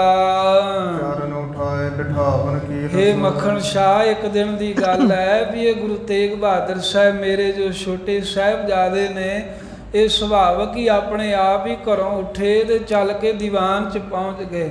ਗੁਰੂ ਹਰਗੋਬਿੰਦ ਸਾਹਿਬ ਜੀ ਆਪਣੇ ਪਿਤਾ ਨੂੰ ਨਮਸਕਾਰ ਕੀਤੀ ਜਦ ਤਾਂ ਉੱਥੇ ਖਲੋ ਗਏ। ਗੁਰੂ ਹਰਗੋਬਿੰਦ ਸਾਹਿਬ ਮਹਾਰਾਜ ਨੇ ਬਾਹੋਂ ਫੜ ਕੇ ਆਪਣੇ ਨੇੜੇ ਕਰ ਲਿਆ ਤੇ ਆਪਣਾ ਇੱਕ ਚਰਨ ਆਪਣਾ ਮਹਾਰਾਜ ਨੇ ਇੱਕ ਗੋਡਾ ਉੱਚਾ ਕਰਕੇ ਆਪਣੇ ਨੇੜੇ ਤਖਤ ਦੇ ਉੱਤੇ ਹੀ ਇਹਨਾਂ ਨੂੰ ਬਿਠਾ ਲਿਆ ਸੀ। ਮੁਖਤੇ ਬੋਲ ਅਧਿਕ ਹਿਤ ਦੀਨਸ। ਤੇ ਗੁਰੂ ਜੀ ਨੇ ਆਪਣੇ ਇਸ ਪੁੱਤਰ ਨੂੰ ਮੁਖ ਤੋਂ ਬੋਲ ਕੇ ਬਹੁਤਾ ਪਿਆਰ ਕੀਤਾ, ਬਹੁਤਾ ਹਿਤ ਕੀਤਾ ਛੇਵੇਂ ਪਾਤਸ਼ਾਹ ਨੇ। ਦੇਖ ਪੁੱਤਰ ਪਰ ਪਿਤਾ ਸਨੇਹ। ਇਸ ਤੋਂ ਪਹਿਲਾਂ ਤਾਂ ਮਾਤਾ ਨਾਨਕੀ ਕਹਿੰਦੇ ਮੱਖਣ ਸ਼ਾਹ ਮੈਂ ਚਿੰਤਾ ਜੀ ਰਹਿਨੀ ਸਾਂ, ਪਰ ਜਦੋਂ ਇਸ ਤਰ੍ਹਾਂ ਸਨੇਹ ਵੇਖਿਆ ਨਾ ਵੀ ਗੁਰੂ ਹਰਗੋਬਿੰਦ ਸਾਹਿਬ ਮਹਾਰਾਜ ਨੇ ਮੇਰੇ ਪੁੱਤਰ ਨਾਲ ਬਹੁਤਾ ਹੀ ਪਿਆਰ ਕੀਤਾ, ਵੀ ਵੇਖ ਗੋਡਾ ਚੁੱਕ ਕੇ ਮਹਾਰਾਜ ਨੇ ਤੇ ਆਪਣੇ ਨੇੜੇ ਬਿਠਾ ਲਿਆ ਹੈ। ਇਹ ਵੇਖ ਕਰਕੇ ਪਿਤਾ ਦੇ ਪੁੱਤਰ ਦਾ ਪਿਆਰ ਮਨ ਮੇਰੇ ਬਾਹਰ ਕੇ ਸ਼ੇਹ। ਉਸ ਵੇਲੇ ਮਾਤਾ ਜੀ ਕਹਿੰਦੇ ਮੇਰੇ ਮਨ ਨੂੰ ਬਹੁਤ ਹੀ ਹਰਖ, ਬਹੁਤ ਹੀ ਪ੍ਰਸੰਨਤਾ ਹੋਈ ਵੀ ਗੁਰੂ ਹਰਗੋਬਿੰਦ ਸਾਹਿਬ ਜੀ ਮੇਰੇ ਪੁੱਤਰ ਨਾਲ ਵੀ ਪਿਆਰ ਕਰਦੇ ਹਨ। ਇਤ ਕਬੀਰ ਬੈਠੇ ਉਠਿਆਵਾ। ਇਸ ਤਰ੍ਹਾਂ ਕਿੰਨਾ ਹੀ ਸਮਾਂ ਬੈਠੇ ਰਹੇ, ਫਿਰ ਉੱਠ ਕਰਕੇ ਵਾਪਸ ਆਪਣੇ ਘਰ ਨੂੰ ਆ ਗਏ। ਨਾਹੀ ਪੁੱਤ ਸਾਮ ਕਛੂ ਅਲਾਵਾ। ਪਰ ਜਿੰਨਾ ਚਿਰ ਵੀ ਬੈਠੇ ਰਹੇ, ਹੇ ਮੱਖਣ ਸ਼ਾਹ ਗੁਰੂ ਹਰਗੋਬਿੰਦ ਸਾਹਿਬ ਨੇ ਤਾਂ ਬੜਾ ਪਿਆਰ ਕੀਤਾ ਸੀ ਇਹਨਾਂ ਦੇ ਨਾਲ, ਪਰ ਮੇਰੇ ਇਸ ਪੁੱਤਰ ਨੇ ਕੋਈ ਬਚਨ ਨਹੀਂ ਕੀਤਾ, ਕੋਈ ਗੱਲਬਾਤ ਗੁਰੂ ਹਰਗੋਬਿੰਦ ਸਾਹਿਬ ਦੇ ਨਾਲ ਨਾ ਆਖੀ। ਆਵਤ ਕੀ ਦਿਸ਼ ਦੇਖਤ ਰਹੇ। ਫਿਰ ਜਦੋਂ ਉੱਠ ਕੇ ਆਇਆ ਨਾ ਤਾਂ ਮੈਂ ਧਿਆਨ ਨਾਲ ਮਾਤਾ ਕਹਿੰਦੀ ਵੇਖ ਰਹੀ ਸਾਂ ਵੀ ਜਦੋਂ ਗੁਰੂ ਤੇਗ ਹਰਗੋਬਿੰਦ ਸਾਹਿਬ ਜੀ ਦੇ ਕੋਲੋਂ ਮੇਰਾ ਪੁੱਤਰ ਉੱਠ ਕੇ ਵਾਪਸ ਆਪਣੇ ਘਰ ਨੂੰ ਆ ਗਿਆ, ਤਾਂ ਆਉਂਦਿਆਂ ਹੋਇਆਂ ਵੀ ਮਹਾਰਾਜ ਮਗਰੋਂ ਇਹਨੂੰ ਵੇਖਦੇ ਰਹੇ। ਪ੍ਰੇਮ ਭਰੇ ਲੋਚਨ ਮੈਂ ਲਹੇ। ਮੈਂ ਵੇਖਿਆ ਉਸ ਵੇਲੇ ਮੈਨੂੰ ਇਸ ਗੱਲ ਦੀ ਸਮਝ ਪੈ ਗਈ ਵੀ ਗੁਰੂ ਹਰਗੋਬਿੰਦ ਸਾਹਿਬ ਮਹਾਰਾਜ ਦੇ ਨੇਤਰ ਬਹੁਤੇ ਪ੍ਰੇਮ ਵਿੱਚ ਭਿੱਜੇ ਨੇ। ਉਹ ਮੇਰੇ ਪੁੱਤਰ ਸ੍ਰੀ ਤੇਗ ਬਹਾਦਰ ਸਾਹਿਬ ਵੱਲ ਬਹੁਤੇ ਪ੍ਰੇਮ ਪਿਆਰ ਦੀ ਦ੍ਰਿਸ਼ਟੀ ਨਾਲ ਵੇਖ ਰਹੇ ਹਨ। ਇਸੇ ਪ੍ਰਕਾਰ ਜਬ ਹੈ ਜਬ ਗਏ। ਇਸ ਤਰ੍ਹਾਂ ਮਾਤਾ ਜੀ ਕਹਿੰਦੇ ਵੀ ਕਦੀ ਕਦਾਈ ਫਿਰ ਜਦੋਂ ਕਿਤੇ ਆਖੇ ਤੋਂ ਤੇ ਜਾਂਦੇ ਨਹੀਂ ਸੀ, ਆਪਣੀ ਮਰਜ਼ੀ ਨਾਲ ਜਦ ਚਿੱਤ ਕਰਨਾ ਤਾਂ ਗੁਰੂ ਹਰਗੋਬਿੰਦ ਸਾਹਿਬ ਜੀ ਦੇ ਕੋਲ ਚਲੇ ਜਾਣਾ। ਤੇ ਜਦੋਂ ਵੀ ਕਹਿੰਦੇ ਛੇਵੇਂ ਪਾਤਸ਼ਾਹ ਦੇ ਕੋਲ ਜਦੋਂ ਕਦੋਂ ਵੀ ਜਾਂਦੇ ਸਨ। ਦਿਨ ਪ੍ਰਤ ਪ੍ਰੇਮ ਅਧਿਕ ਹੀ ਭਇਓ। ਦਿਨਾਂ ਪ੍ਰਤੀ ਦਿਨ ਗੁਰੂ ਹਰਗੋਬਿੰਦ ਸਾਹਿਬ ਮਹਾਰਾਜ ਇਹਨਾਂ ਨਾਲ ਬਹੁਤਾ ਹੀ ਪ੍ਰੇਮ, ਬਹੁਤਾ ਹੀ ਸਨੇਹ ਕਰਦੇ ਮੈਂ ਵੇਖੇ। ਕਈ ਵਾਰ ਮੈਂ ਦੇਖਣ ਕੀ ਨਾ। ਕਈ ਵਾਰ ਮਾਤਾ ਨਾਨਕੀ ਜੀ ਕਹਿੰਦੇ ਮੱਖਣ ਸ਼ਾਹ ਮੈਂ ਗੁਰੂ ਹਰਗੋਬਿੰਦ ਸਾਹਿਬ ਜੀ ਨੂੰ ਸ੍ਰੀ ਤੇਗ ਬਹਾਦਰ ਸਾਹਿਬ ਨਾਲ ਪ੍ਰੇਮ ਕਰਦਿਆਂ ਵੇਖਿਆ। ਆਇਓ ਤੇ ਉਹ ਮਨ ਸੰਸੈ ਭੀਨ। ਤੇ ਜਿਵੇਂ ਜੇ ਮੈਂ ਵੇਖਦੀ ਸਾਂ ਵੀ ਗੁਰੂ ਸਾਹਿਬ ਇਹਦੇ ਨਾਲ ਪਿਆਰ ਕਰਦੇ ਆ, ਪਹਿਲਾਂ ਮੈਨੂੰ ਇਹ ਚਿੰਤਾ ਸੀ ਵੀ ਮੇਰਾ ਪੁੱਤਰ ਮੇਲ ਮਿਲਾਪ ਨਹੀਂ ਰੱਖਦਾ ਕਿਸੇ ਨਾਲ, ਇਹਦਾ ਬਣੂਗਾ ਕੀ। ਪਰ ਫਿਰ ਮਾਤਾ ਜੀ ਕਹਿੰਦੇ ਜਦੋਂ ਸਤਿਗੁਰਾਂ ਦਾ ਬਾਕੀ ਪੁੱਤਰਾਂ ਨਾਲੋਂ ਪ੍ਰੇਮ ਪਿਆਰ ਇਹਨਾਂ ਦੇ ਨਾਲ ਸ੍ਰੀ ਤੇਗ ਬਹਾਦਰ ਸਾਹਿਬ ਨਾਲ ਵੇਖਿਆ, ਉਦੋਂ ਵੀ ਫਿਰ ਮੇਰੇ ਮਨ ਵਿੱਚ ਸੰਸਾ ਪੈ ਗਿਆ ਵੀ ਇਹ ਕੀ ਕਾਰਨ ਹੈ ਵੀ ਬਾਕੀ ਦੇ ਸਾਰੇ ਅੱਗੇ ਪਿੱਛੇ ਰਹਿੰਦੇ ਆ, ਮਹਾਰਾਜ ਦੇ ਨੇੜੇ ਨੇੜੇ ਕੰਮ ਵੀ ਸਾਰੇ ਕਰਦੇ ਆ ਸਾਹਿਬਜ਼ਾਦੇ, ਤੇ ਇਹ ਮੇਰੇ ਪੁੱਤਰ ਨਾਲ ਇੰਨਾ ਪਿਆਰ ਕਿਉਂ ਕਰਦੇ ਆ। ਇਹ ਵੇਖ ਕਰਕੇ ਵੀ ਮਾਤਾ ਜੀ ਕਹਿੰਦੇ ਇਹ ਮੱਖਣ ਸ਼ਾਹ ਲਬਾਣੇ ਮੇਰੇ ਮਨ 'ਚ ਬਹੁਤ ਹੀ ਸੰਸਾ ਪੈਦਾ ਹੋ ਗਿਆ। ਇੱਕ ਦਿਵਸ ਬਿਕ ਜਪਪੁਰ ਬੈਸੇ। ਇੱਕ ਦਿਨ ਦੀ ਗੱਲ ਹੈ ਵੀ ਲੰਗਰ ਪ੍ਰਸ਼ਾਦਾ ਮਹਾਰਾਜ ਸਾਹਿਬ ਜੀ ਛਕ ਕੇ ਤਾਂ ਹਾਲਾਂ ਹਟ ਹੀ ਰਹੇ ਸਨ। ਮੈਂ ਵੇਖਿਆ ਵੀ ਕੋਈ ਸਿੱਖ ਸੇਵਕ ਕੋਲ ਨਹੀਂ ਹੈ, ਤੇ ਮਹਾਰਾਜ ਨੂੰ ਕੱਲਿਆਂ ਇਕਾਂਤ ਵਿੱਚ ਬੈਠਿਆਂ ਵੇਖ ਕਰਕੇ ਹੱਥ ਜੋੜ ਮੈਂ ਬੂਝਿਆ। ਉਦੋਂ ਹੱਥ ਜੋੜ ਕੇ ਮਾਤਾ ਨਾਨਕੀ ਜੀ ਕਹਿੰਦੇ ਮੈਂ ਗੁਰੂ ਹਰਗੋਬਿੰਦ ਸਾਹਿਬ ਜੀ ਨੂੰ ਪੁੱਛ ਹੀ ਲਿਆ ਵਾਪਸ ਤੋਂ ਨਾ ਜਾਣੇ ਵਿਵਹਾਰ। ਵੀ ਹੇ ਮਹਾਰਾਜ ਜਿਹੜਾ ਇਹ ਮੇਰਾ ਪੁੱਤਰ ਸ੍ਰੀ ਤੇਗ ਬਹਾਦਰ ਹੈ, ਇਹਨੂੰ ਕੋਈ ਵਿਵਹਾਰ ਕਰਨਾ ਨਹੀਂ ਆਉਂਦਾ, ਦੁਨੀਆਦਾਰੀ ਕੋਈ ਜਾਣਦਾ ਹੀ ਨਹੀਂ ਹੈ। ਇਹ ਹਿਰਦੈ ਮਹਿ ਨਹੀਂ ਹਿਰਦੈ ਮਹਿ ਬੁੱਧ ਉਦਾਰ। ਤੇ ਨਾ ਹੀ ਇਸ ਦੇ ਮਹਾਰਾਜ ਹਿਰਦੇ ਦੇ ਵਿੱਚ ਕੋਈ ਬਹੁਤਾ ਇਧਰ ਉਧਰ ਦਾ ਖਿਆਲ ਹੈ, ਨਾ ਕੋਈ ਬੁੱਧੀ ਵੀ ਇਹਦੀ ਬਹੁਤ ਕੋਈ ਐਸੀ ਮੈਨੂੰ ਸਿਆਣਪ ਵਾਲੀ ਲੱਗਦੀ ਹੈ। ਨਹਿ ਬੋਲੇ ਨਹਿ ਕਿਸ ਤੈ ਸੁਨ। ਕਿਉਂਕਿ ਨਾ ਕਿਸੇ ਦੇ ਨਾਲ ਕੋਈ ਬੋਲਦੇ ਚਾਲਦੇ ਹਨ, ਨਾ ਕਿਸੇ ਦੀ ਕੋਈ ਗੱਲ ਸੁਣਦੇ ਹਨ। ਉਹ ਕਾਰਜ ਕੋ ਭਾਤ ਨਾ ਬਨ। ਤੇ ਦੱਸੋ ਫਿਰ ਜਦੋਂ ਕਿਸੇ ਨਾਲ ਬੋਲਦੇ ਸੁਣਦੇ ਨਹੀਂ, ਕੋ ਕਾਰਜ ਕਿਉਂ ਭਾਂਤ ਨਾ ਬਨ ਹੈ, ਤੇ ਕੋਈ ਵੀ ਕੰਮ ਇਹਨਾਂ ਦਾ ਕਿਸੇ ਤਰ੍ਹਾਂ ਵੀ ਬਣ ਹੀ ਨਹੀਂ ਸਕਦਾ। ਫਿਰ ਸਰਬ ਬਾਤ ਮੈਂ ਭੂਰ ਸੁਭਾਅ। ਹਰ ਤਰ੍ਹਾਂ ਕਰਕੇ ਹੈ ਮਹਾਰਾਜ ਮੇਰੇ ਪੁੱਤਰ ਦਾ ਸੁਭਾਅ ਭੋਲਾ ਹੈ, ਬਹੁਤਾ ਸਿੱਧਾ ਜਿਹਾ ਸੁਭਾਅ ਹੈ ਸ੍ਰੀ ਤੇਗ ਬਹਾਦਰ ਦਾ। ਨਹੀਂ ਸੁਜਾਨ ਪਛਾਨ ਨ ਕਾਹੂ। ਕਿਉਂਕਿ ਨਾ ਇਹਨਾਂ ਦੇ ਕੋਲ ਕੋਈ ਬਹੁਤੀ ਚਤੁਰਤਾ ਹੈ, ਨਾ ਹੀ ਇਹਨਾਂ ਨੂੰ ਕੋਈ ਬੁਰੇ ਭਲੇ ਦੀ ਮਾਤਾ ਨਾਨਕੀ ਜੀ ਕਹਿੰਦੇ ਹੈ ਗੁਰੂ ਹਰਗੋਬਿੰਦ ਸਾਹਿਬ ਜੀ ਇਹਨਾਂ ਨੂੰ ਕੋਈ ਪਛਾਣ ਵੀ ਨਹੀਂ ਹੈ ਬਹੁਤੀ। ਇਕ ਪਰੰਤ ਐਸੇ ਸੁਖ ਹੋਵਾ। ਪਰ ਫੇਰ ਵੀ ਇੱਕ ਚੀਜ਼ ਵੇਖ ਕਰਕੇ ਮੈਨੂੰ ਬਹੁਤ ਸੁੱਖ ਹੁੰਦਾ, ਮੇਰੇ ਸੀਨੇ ਨੂੰ ਠੰਡ ਪੈ ਜਾਂਦੀ ਆ, ਛਾਤੀ ਮੇਰੀ ਸ਼ੀਤਲ ਹੋ ਜਾਂਦੀ ਆ। ਉਮਰੈ ਟਿਕ ਮੈਂ ਆਪ ਤਜੂਗਾ। ਉਹ ਜਿਹੜਾ ਮੈਂ ਤੁਹਾਡੇ ਕੋਲ ਇਹਨੂੰ ਆਉਂਦਿਆਂ ਵੇਖਦੀ ਐ ਵੀ ਇਹ ਕਦੀ ਕਤਾਈ ਤੁਹਾਡੇ ਪਾਸ ਜਾ ਕਰਕੇ ਬੈਠ ਜਾਂਦੇ ਹਨ। ਚਾਰ ਹੋ ਪੁੱਤਰਨ ਏਤੇ ਸਕੇਰ। ਤੇ ਮੱਖਣ ਸ਼ਾਲ ਬਾਣੀ ਨੂੰ ਸਾਰੀ ਗੱਲ ਮਾਤਾ ਨਾਨਕੀ ਜੀ ਦੱਸ ਰਹੇ ਨੇ। ਇੱਥੇ ਬਾਬੇ ਬਕਾਲੇ ਸਾਹਿਬ ਵੀ ਬੈਠੇ ਹਨ। ਕਹਿੰਦੇ ਹੇ ਮੱਖਣ ਸ਼ਾਹ, ਮੈਂ ਗੁਰੂ ਹਰਗੋਬਿੰਦ ਸਾਹਿਬ ਜੀ ਨੂੰ ਆਖਿਆ ਵੀ ਸਤਿਗੁਰੂ ਜੀ ਇਹਨਾਂ ਤੋਂ ਵੱਡੇ ਜਿਹੜੇ 4 ਪੁੱਤਰ ਤੁਹਾਡੇ ਦੇ ਵੱਡੇ 4 ਭਰਾ ਹਨ, ਕਰਤੇ ਹੋ ਸਨਮਾਨ ਵਡੇਰ। ਉਹਨਾਂ ਸਾਰਿਆਂ ਦੇ ਨਾਲੋਂ ਮਹਾਰਾਜ ਇਸ ਛੋਟੇ ਆਪਣੇ ਪੁੱਤਰ ਸ੍ਰੀ ਗੁਰੂ ਤੇਗ ਬਹਾਦਰ ਸਾਹਿਬ ਦਾ ਸਨਮਾਨ ਤੁਸੀਂ ਵੱਧ ਕਰਦੇ ਹੋ। ਬਾਕੀ ਕਿਸੇ ਦਾ ਇੰਨਾ ਮੈਂ ਸਨਮਾਨ ਕਰਦਿਆਂ ਨਹੀਂ ਤੁਹਾਨੂੰ ਵੇਖਿਆ, ਹੋਰ ਕਿਸੇ ਨਾਲ ਇੰਨਾ ਪਿਆਰ ਨਹੀਂ ਕਰਦੇ। ਗੁਰਦਿੱਤਾ ਸੂਰਜ ਮਲ ਜਾਏ। ਵੇਖੋ ਸਭ ਤੋਂ ਵੱਡੇ ਜਿਵੇਂ ਸ੍ਰੀ ਗੁਰਦਿੱਤਾ ਜੀ ਹਨ ਤੁਹਾਡੇ ਪੁੱਤਰ, ਫਿਰ ਸੂਰਜ ਮਲ ਹਨ, ਇਹ ਵੀ ਵੇਖੇ ਨੇ ਮੈਂ। ਅਨੀ ਰਾਏ ਤੀਸਰ ਸੁਤ ਸੋਏ। ਤੀਸਰਾ ਪੁੱਤਰ ਜਿਹੜਾ ਤੁਹਾਡਾ ਅਨੀ ਰਾਏ ਹੈ। ਅਟਲ ਰਾਏ ਚਾਰੋ ਮਤਵਾ। ਫਿਰ ਅਟਲ ਰਾਏ ਆ। ਇਹ ਚੌਵੇਂ ਮਹਾਰਾਜ ਬੜੇ ਹੀ ਸਿਆਣੇ ਬੜੇ ਮਤਵਾਨ ਹਨ। ਇੱਥੇ ਬਾਬੇ ਅਟਲ ਰਾਏ ਦਾ ਨਾਮ ਵੈਸੇ ਲਿਖ ਦਿੱਤਾ ਕਵੀ ਜੀ ਨੇ, ਜਦੋਂ ਕਿ ਪਾਤਸ਼ਾਹ ਨੂੰ ਬੇਨਤੀ ਕੀਰਤਪੁਰ ਸਾਹਿਬ ਕੀਤੀ ਸੀ ਮਾਤਾ ਨੇ। ਇਹ ਪਿੱਛੇ ਕਥਾ ਆ ਚੁੱਕੀ ਹੈ। ਤੇ ਬਾਬਾ ਅਟਲ ਰਾਏ ਜੀ 9 ਵਰ੍ਹਿਆਂ ਦੇ ਸਨ ਜਦੋਂ ਅਕਾਲ ਚਲਾਣਾ ਕਰਕੇ। ਸੋ ਇਸ ਤਰ੍ਹਾਂ ਮਾਤਾ ਜੀ ਇਹ ਜਣਾ ਰਹੇ ਨੇ ਵੀ ਹੇ ਸਤਿਗੁਰੂ, ਇਹਨਾਂ ਨਾਲੋਂ ਇਹਨਾਂ ਦੇ ਵੱਡੇ ਭਰਾ ਬੜੇ ਸਿਆਣੇ ਵੇਖੇ ਹਨ ਮੈਂ। ਇਨ ਕੋ ਆਸਨਾ ਕਰੋ ਸਨਮਾਨ। ਪਰ ਉਹਨਾਂ ਦਾ ਤੇ ਮਹਾਰਾਜ ਇਦਾਂ ਦਾ ਤੁਸੀਂ ਮਾਨ ਸਨਮਾਨ ਕਰਦੇ ਹੀ ਨਹੀਂ ਹੋ। ਮਾਮਸਤ ਕੋ ਸਾਦਰ ਬੈਠਾਏ। ਜਿਸ ਤਰ੍ਹਾਂ ਮੇਰੇ ਪੁੱਤਰ ਸ੍ਰੀ ਗੁਰੂ ਤੇਗ ਬਹਾਦਰ ਸਾਹਿਬ ਜੀ ਨੂੰ ਬੜੇ ਸਤਿਕਾਰ ਦੇ ਨਾਲ ਆਪਣੇ ਕੋਲ ਬਿਠਾਉਂਦੇ ਹੋ, ਆਪਣਾ ਗੋਡਾ ਤਾਂ ਚੁੱਕ ਲੈਂਦੇ ਹੋ, ਆਪਣੇ ਬਿਲਕੁਲ ਨਾਲ ਜੋੜ ਕੇ ਤਖਤ ਤੇ ਬਿਠਾ ਲੈਂਦੇ ਹੋ। ਤੇਰੇ ਮੁਖ ਤੇ ਬਹੁ ਕਰਤ ਬੜਾਈ। ਫਿਰ ਮਹਾਰਾਜ ਆਪਣੇ ਸੁਭਾਏ ਮਾਨ ਮੁਖ ਤੋਂ ਬਹੁਤੀ ਬੜਾਈ ਵਡਿਆਈ ਕਰਦੇ, ਮਹਿਮਾ ਕਰਦੇ ਹੋ ਇਹਨਾਂ ਦੀ। ਉਹ ਕਾਰਨ ਇਸਨੇ ਸਮਝਾਵੋ। ਇਹਦੇ ਵਿੱਚ ਕੀ ਕਾਰਨ ਹੈ? ਮਾਤਾ ਨਾਨਕੀ ਜੀ ਨੇ ਇਹ ਗੁਰੂ ਹਰਗੋਬਿੰਦ ਸਾਹਿਬ ਜੀ ਕੋ ਪੁੱਛਿਆ ਤੇ ਉਹ ਮੱਖਣ ਸ਼ਾਹ ਨੂੰ ਦੱਸਦੇ ਵੀ ਮੈਂ ਮਹਾਰਾਜ ਨੂੰ ਕਿਹਾ ਵੀ ਸਿਆਣੇ ਤਾਂ ਦੂਜੇ ਬਹੁਤ ਹੈ, ਉਹਨਾਂ ਨੂੰ ਤਾਂ ਕੰਮ ਕਾਜ ਕਰਨ 'ਚ ਬੜੀ ਚਤੁਰਾਈ ਹੈ। ਇਹ ਸ੍ਰੀ ਗੁਰੂ ਤੇਗ ਬਹਾਦਰ ਸਾਹਿਬ ਭੋਲੇ ਹਨ, ਪਰ ਉਹਨਾਂ ਦੇ ਨਾਲੋਂ ਤੁਸੀਂ ਇਹਨਾਂ ਦਾ ਮਹਾਰਾਜ ਸਨਮਾਨ ਕਿਉਂ ਕਰਦੇ ਹੋ? ਮੈਨੂੰ ਇਹ ਸਮਝਾਉਣਾ ਕਰੋ। ਨਿਤ ਸੰਸੈ ਹੋਏ ਹਿਰਦੈ ਮਿਟਾਓ। ਇਹ ਵੇਖ ਵੇਖ ਕੇ ਰੋਜ਼ ਹੀ ਮੈਨੂੰ ਸੰਸਾ ਜਿਹਾ ਹੁੰਦਾ ਵੀ ਇਹਦਾ ਪਤਾ ਨਹੀਂ ਕੀ ਕਾਰਨ ਹੈ। ਮਹਾਰਾਜ ਜੋ ਇਦਾਂ ਕਰਦੇ ਇਹਨੂੰ ਦੂਰ ਕਰਦੇ ਹੋ, ਮੇਟ ਦਿਓ ਸੰਸਾ ਮੇਰਾ। ਸੁਣ ਕੇ ਜਗ ਗੁਰ ਮੁਗਲ ਰਾਤੇ। ਉਸ ਵੇਲੇ ਮਾਤਾ ਜੀ ਕਹਿੰਦੇ ਹੈ ਮੱਖਣ ਸ਼ਾਹ ਜੀ, ਗੁਰੂ ਹਰਗੋਬਿੰਦ ਸਾਹਿਬ ਮਹਾਰਾਜ ਜੋ ਮੁਗਲਾਂ ਨੂੰ ਮਾਰਨ ਵਾਲੇ, ਜਿਹੜੇ ਦੁਸ਼ਟਾਂ ਨੂੰ ਨਾਸ਼ ਕਰਨ ਵਾਲੇ ਨੇ, ਉਹਨਾਂ ਜਦੋਂ ਮੇਰੀ ਬੇਨਤੀ ਸੁਣ ਲਈ। ਦੀਰਘ ਬਾਹੂ ਆਜ ਉਤਸ਼ਾਤੇ। ਜਿਸ ਗੁਰੂ ਹਰਗੋਬਿੰਦ ਸਾਹਿਬ ਮਹਾਰਾਜ ਦੀਆਂ ਲੰਮੀਆਂ ਬਾਹਾਂ ਤੇ ਚੌੜੀ ਛਾਤੀ ਹੈ। ਕਮਲ ਪਤਰ ਬਿਸਤਰ ਹੈ ਬਿਲੋਚਨ। ਜਿਸ ਗੁਰੂ ਹਰਗੋਬਿੰਦ ਸਾਹਿਬ ਮਹਾਰਾਜ ਦੇ ਜਿਹੜੇ ਨੇਤਰ ਹਨ ਉਹ ਕਮਲ ਦੇ ਪੱਤਰ ਦੇ ਵਾਂਗ ਬਹੁਤੇ ਚੌੜੇ ਹਨ।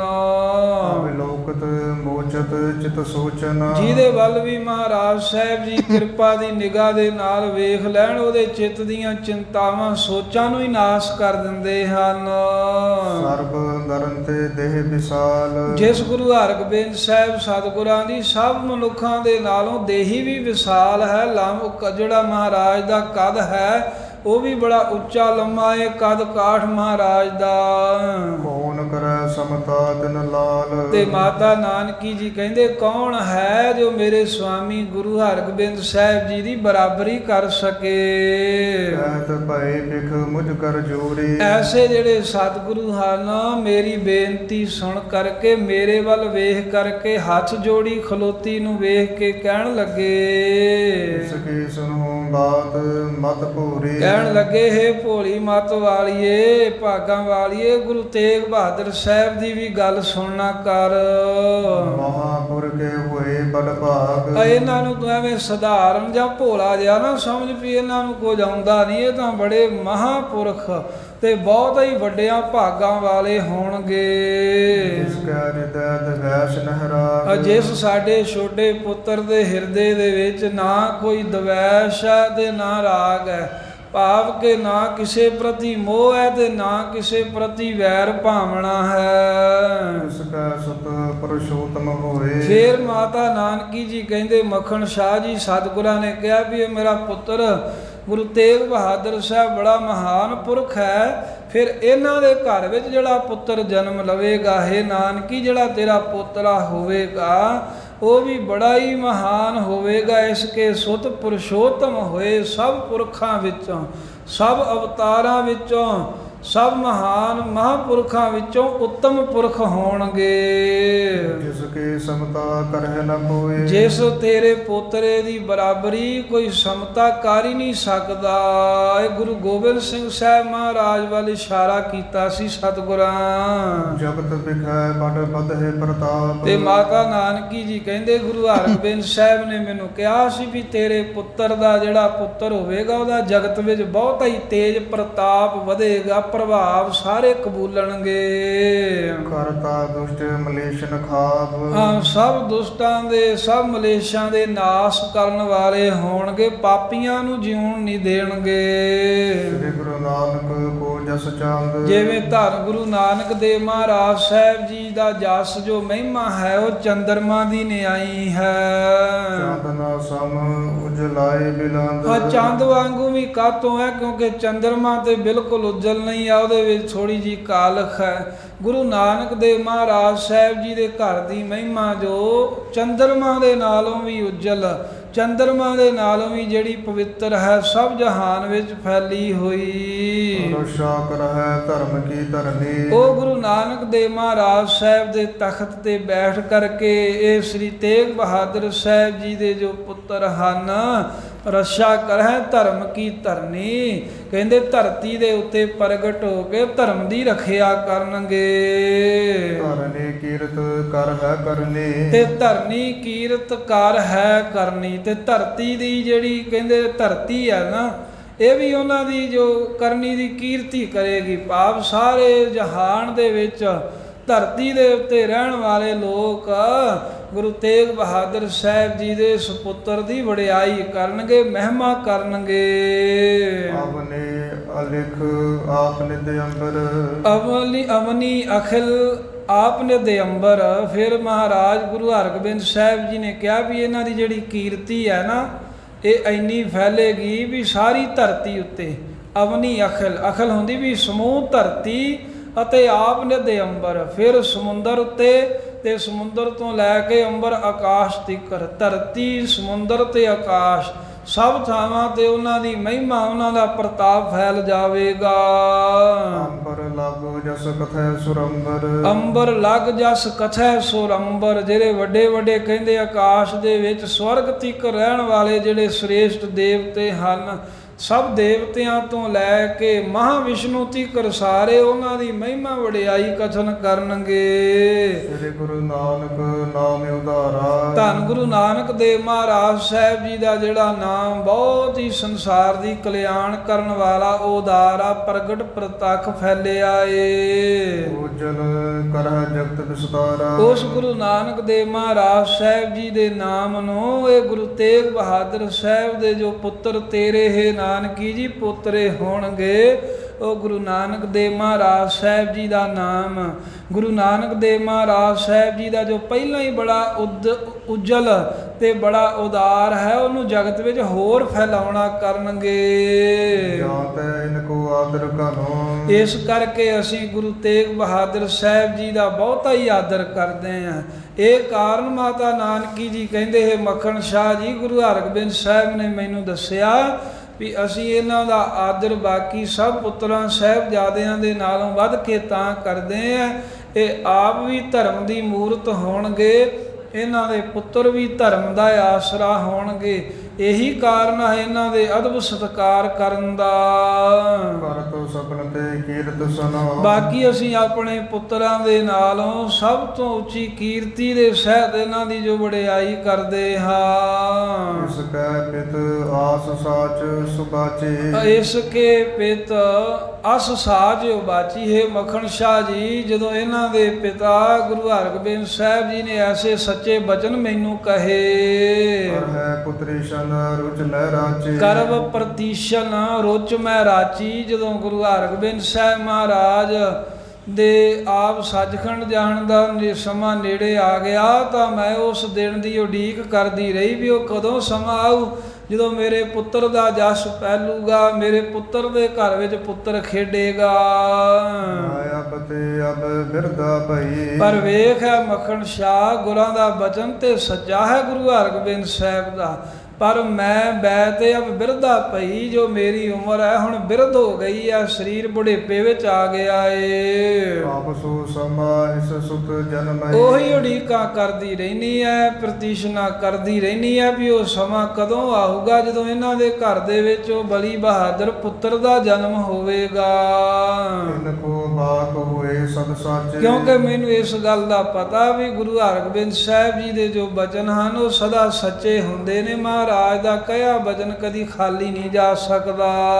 ਸਤ ਹੈ ਸੰਤ ਨਿਤ ਸਤ ਨਹਿ ਰਾਚੇ। ਹਾਂ, ਕਿਉਂਕਿ ਸਤੇ ਸੰਧ ਸੱਚ ਦੇ ਨਾਲ ਮਹਾਰਾਜ ਦੀ ਸੰਧੀ ਹੈ। ਭਾਵ ਜਿਨ੍ਹਾਂ ਦਾ ਵਾਗ ਸਦਾ ਹੀ ਸਾਤੀ ਹੋਣ ਵਾਲਾ ਹੈ, ਨਿਤ ਸਤ ਮਹਾਰਾਜੇ ਤੇ ਨੇਤੀ ਗੁਰੂ ਹਰਗੋਬਿੰਦ ਸਾਹਿਬ ਮਹਾਰਾਜ ਜੋ ਸੱਚ ਸਰੂਪ ਪਰਮੇਸ਼ਰ ਵਿੱਚ ਹੀ ਮਿਲੇ ਹੋਏ ਹਨ। ਇਕ ਤੋ ਇਹ ਬਿਰਤਾਂਤ ਬਖਾਨਾ। ਇੱਕ ਤਾਂ ਮਾਤਾ ਜੀ ਕਹਿੰਦੇ ਹੈ ਮੱਖਣ ਸ਼ਾਹ, ਗੁਰੂ ਹਰਗੋਬਿੰਦ ਸਾਹਿਬ ਜੀ ਨੇ ਮੈਨੂੰ ਇਹ ਬਚਨ ਕਿਹਾ ਸੀ ਵੀ ਇਹ ਤੇਰੇ ਪੁੱਤਰ ਦੇ ਘਰ ਦੇ ਵਿੱਚ ਬੜਾ ਮਹਾਨ ਪੁੱਤਰ ਹੋਵੇਗਾ, ਅਸੀਂ ਤਾਂ ਅਦਬ ਕਰਦੇ ਹਾਂ।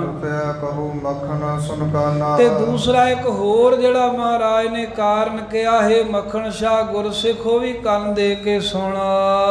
ਅੰਤ ਸਮੈ ਮਹਿ ਅੰਤ ਸਮੈ ਮਹਿ ਮੈਂ ਤਿਸ ਕਾਲ। ਤੇ ਜਦੋਂ ਗੁਰੂ ਹਰਗੋਬਿੰਦ ਸਾਹਿਬ ਮਹਾਰਾਜ ਸੱਚਖੰਡ ਨੂੰ ਚੱਲੇ ਸਨ, ਜਦੋਂ ਪਾਤਸ਼ਾਹ ਨੇ ਕਹਿ ਦਿੱਤਾ ਨਾ ਵੀ ਅਸੀਂ ਹੁਣ ਜੋਤੀ ਜੋਤ ਸਮਾ ਜਾਣਾ ਹੈ, ਤੇ ਗੁਰੂ ਹਰਗੋਬਿੰਦ ਸਾਹਿਬ ਮਹਾਰਾਜ ਦੇ ਸੱਚਖੰਡ ਸਮਾਉਣ ਦੇ ਸਮੇਂ ਉਸ ਵੇਲੇ ਹੋਏ ਦੀਨ ਵਿਸਾਰ। ਮੈਂ ਤਾਂ ਮਾਤਾ ਨਾਨਕੀ ਜੀ ਕਹਿੰਦੇ ਬਹੁਤ ਦੀਨ ਹੋ ਗਈ ਜਦੋਂ ਮੈਨੂੰ ਪਤਾ ਲੱਗਿਆ ਵੀ ਗੁਰੂ ਹਰਗੋਬਿੰਦ ਸਾਹਿਬ ਤਾਂ ਸੱਚਖੰਡ ਜਾਣਾ ਚਾਹੁੰਦੇ ਨੇ। ਤਾਂ ਸਤਿਗੁਰਾਂ ਦਾ ਸੱਚਖੰਡ ਜਾਣਾ ਸੁਣ ਕੇ ਮੈਂ ਬੜੀ ਦੀਨ ਬਹੁਤ ਵਿਆਕਲ ਹੋ ਗਈ। ਹੱਥ ਜੋੜ ਕਰ ਆਗੇ ਖੜੀ। ਦੋਵੇਂ ਹੱਥ ਜੋੜ ਕਰਕੇ ਗੁਰੂ ਹਰਗੋਬਿੰਦ ਸਾਹਿਬ ਦੇ ਸਾਹਮਣੇ ਖਲੋ ਗਈ। ਹਰੀ ਰੀਤ ਮੈਂ ਬਿਨਤੀ ਕਰੀ। ਤੇ ਖੜੀ ਹੋ ਕਰਕੇ ਬਹੁਤ ਹੀ ਭਾਵਨਾ ਦੇ ਨਾਲ ਚੰਗੀ ਤਰ੍ਹਾਂ ਗੁਰੂ ਹਰਗੋਬਿੰਦ ਸਾਹਿਬ ਜੀ ਨੂੰ ਮਾਤਾ ਜੀ ਕਹਿੰਦੇ ਮੈਂ ਅਰਦਾਸ ਬੇਨਤੀ ਕੀਤੀ। ਹਰੀ ਸੁੰਡ ਜੈਸੇ ਭੁਜਦੰਡ। ਹਾਂ, ਇਸ ਤਰ੍ਹਾਂ ਕਰੀ ਸੁੰਡ ਜੈਸੇ ਭੁਜਦੰਡ। ਕਹਿੰਦੇ ਵੀ ਹਾਥੀ ਵਰਗੀਆਂ ਜਿਨ੍ਹਾਂ ਦੀਆਂ ਲੰਮੀਆਂ ਬਾਹਾਂ ਹਨ, ਉਸ ਗੁਰੂ ਹਰਗੋਬਿੰਦ ਸਾਹਿਬ ਮਹਾਰਾਜ ਨੂੰ ਮੈਂ ਆਖਿਆ। ਡਾਂਡ ਸੋ ਦੇਤ ਸ਼ਤਰ ਗਨ ਖੰਡ। ਜਿਹੜੇ ਸਮੂਹ ਸ਼ਤਰੂਆਂ ਨੂੰ ਡੰਡ ਦੇ ਕੇ ਖੰਡ ਖੰਡ ਟੋਟੇ ਕਰਨ ਵਾਲੇ ਹਨ।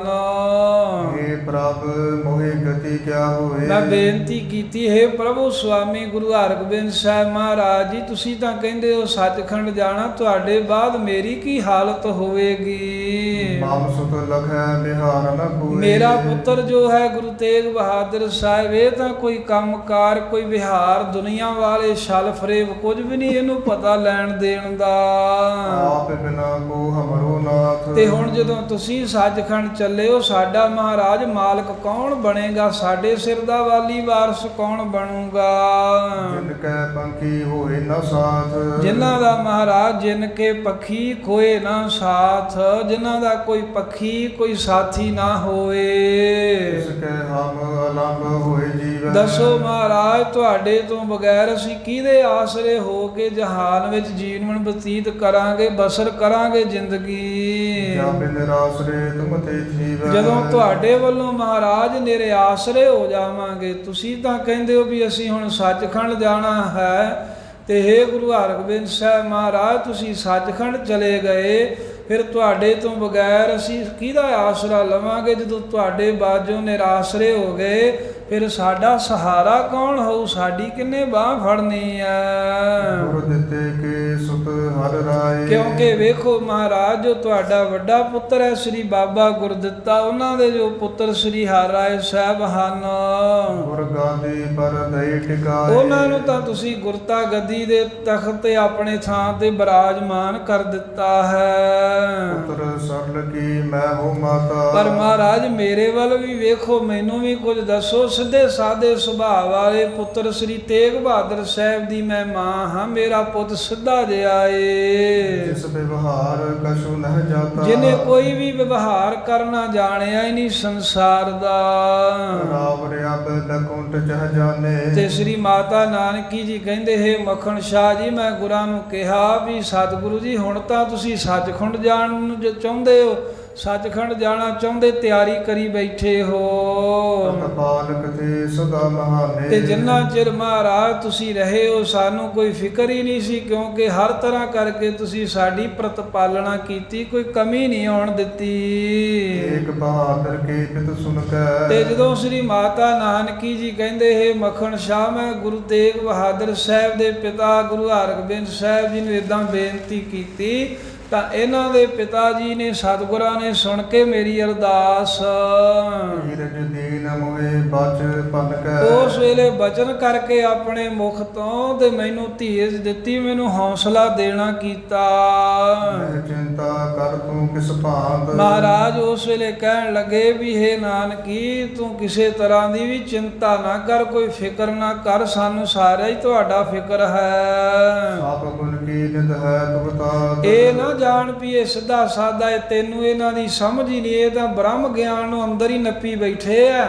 ਬੜੀ ਵੱਡੀ ਸ਼ਕਤੀ ਹੈ ਇਹਨਾਂ ਦੇ ਵਿੱਚ। ਤੂੰ ਆਪਣੇ ਪੁੱਤਰ ਨੂੰ ਸਧਾਰਨ ਨਾ ਸਮਝ, ਸਭ ਗੁਣਾਂ ਦਾ ਸਮੁੰਦਰ ਹੈ ਤੇਰਾ ਪੁੱਤਰ ਤਾਂ। ਅਪਰ ਥਾਨ ਫਿਰ ਕਰ ਗੁਰਿਆਈ। ਆ ਕੋਈ ਨਹੀਂ, ਕੁਝ ਸਮਾਂ ਹੋਰ ਥਾਂ ਤੇ ਜੋ ਗੁਰੂ ਨਾਨਕ ਸਾਹਿਬ ਦੀ ਗੁਰਿਆਈ ਹੈ, ਉਹ ਫਿਰ ਕਰਕੇ।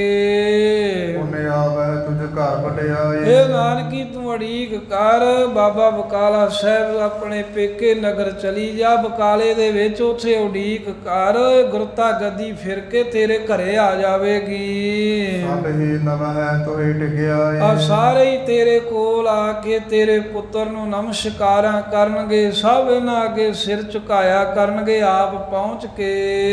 ਕੋਈ ਨਾ ਕਰ ਸਕ ਹੈ ਸੰਤਾਏ। ਕੋਈ ਵੀ ਇਹਨਾਂ ਦੀ ਬਰਾਬਰੀ ਕਰਨਾ ਚਾਹੇ ਵੀ ਤਾਂ ਬਰਾਬਰੀ ਕਰ ਹੀ ਨਹੀਂ ਸਕੇਗਾ ਗੁਰੂ ਤੇਗ ਬਹਾਦਰ ਸਾਹਿਬ ਦੀ।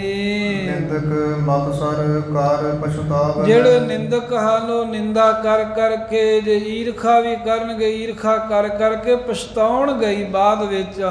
ਜਿਹੜਾ ਵੀ ਇਹ ਸਾਡੇ ਪੁੱਤਰ ਸ੍ਰੀ ਗੁਰੂ ਤੇਗ ਬਹਾਦਰ ਸਾਹਿਬ ਨਾਲ ਈਰਖਾ ਕਰੂ, ਇਹਨਾਂ ਦੀ ਨਿੰਦਾ ਕਰੂਗਾ, ਉਹਦੇ ਪੱਲੇ ਪਛਤਾਤਾਪ ਹੀ ਰਹਿ ਜਾਵੇਗਾ, ਪਛਤਾਵਾ ਹੀ ਰਹਿ ਜਾਵੇਗਾ। ਜੋ ਪੂਜ ਹੈ ਸਭ ਬਾਛਤ ਪਾਵੈ। ਇਸ ਕਰਕੇ ਜੋ ਪੂਜਾ ਹੈ, ਜਿਹੜਾ ਵੀ ਹੈ ਨਾਨਕੀ ਤੇਰੇ ਪੁੱਤਰ ਦੀ ਪੂਜਾ ਕਰੇਗਾ, ਉਹ ਮਾਨਿਸ਼ਦ ਫਲ ਪ੍ਰਾਪਤ ਕਰੇਗਾ ਇਹਨਾਂ ਪਾਸੋਂ। ਉਸ ਪ੍ਰਕਾਰ ਕਹਿ ਮੁਝ ਰਖਾਵਾ। ਇਸ ਤਰ੍ਹਾਂ ਦੇ ਬਚਨ ਕਹਿ ਕੇ ਸ੍ਰੀ ਮਾਤਾ ਨਾਨਕੀ ਜੀ ਕਹਿੰਦੇ, ਮੱਖਣ ਸ਼ਾਹ ਜੀ, ਗੁਰਾਂ ਨੇ ਮੈਨੂੰ ਬਹੁਤਾ ਹੀ ਖੁਸ਼ ਕਰ ਦਿੱਤਾ। ਮੈਂ ਤਾਂ ਦਿਲ ਛੱਡ ਬੈਠੀ ਸਾਂ ਵੀ ਮਹਾਰਾਜ ਦੇ ਮਗਰੋਂ ਹੁਣ ਮੈਂ ਕੀ ਕਰਾਂਗੀ।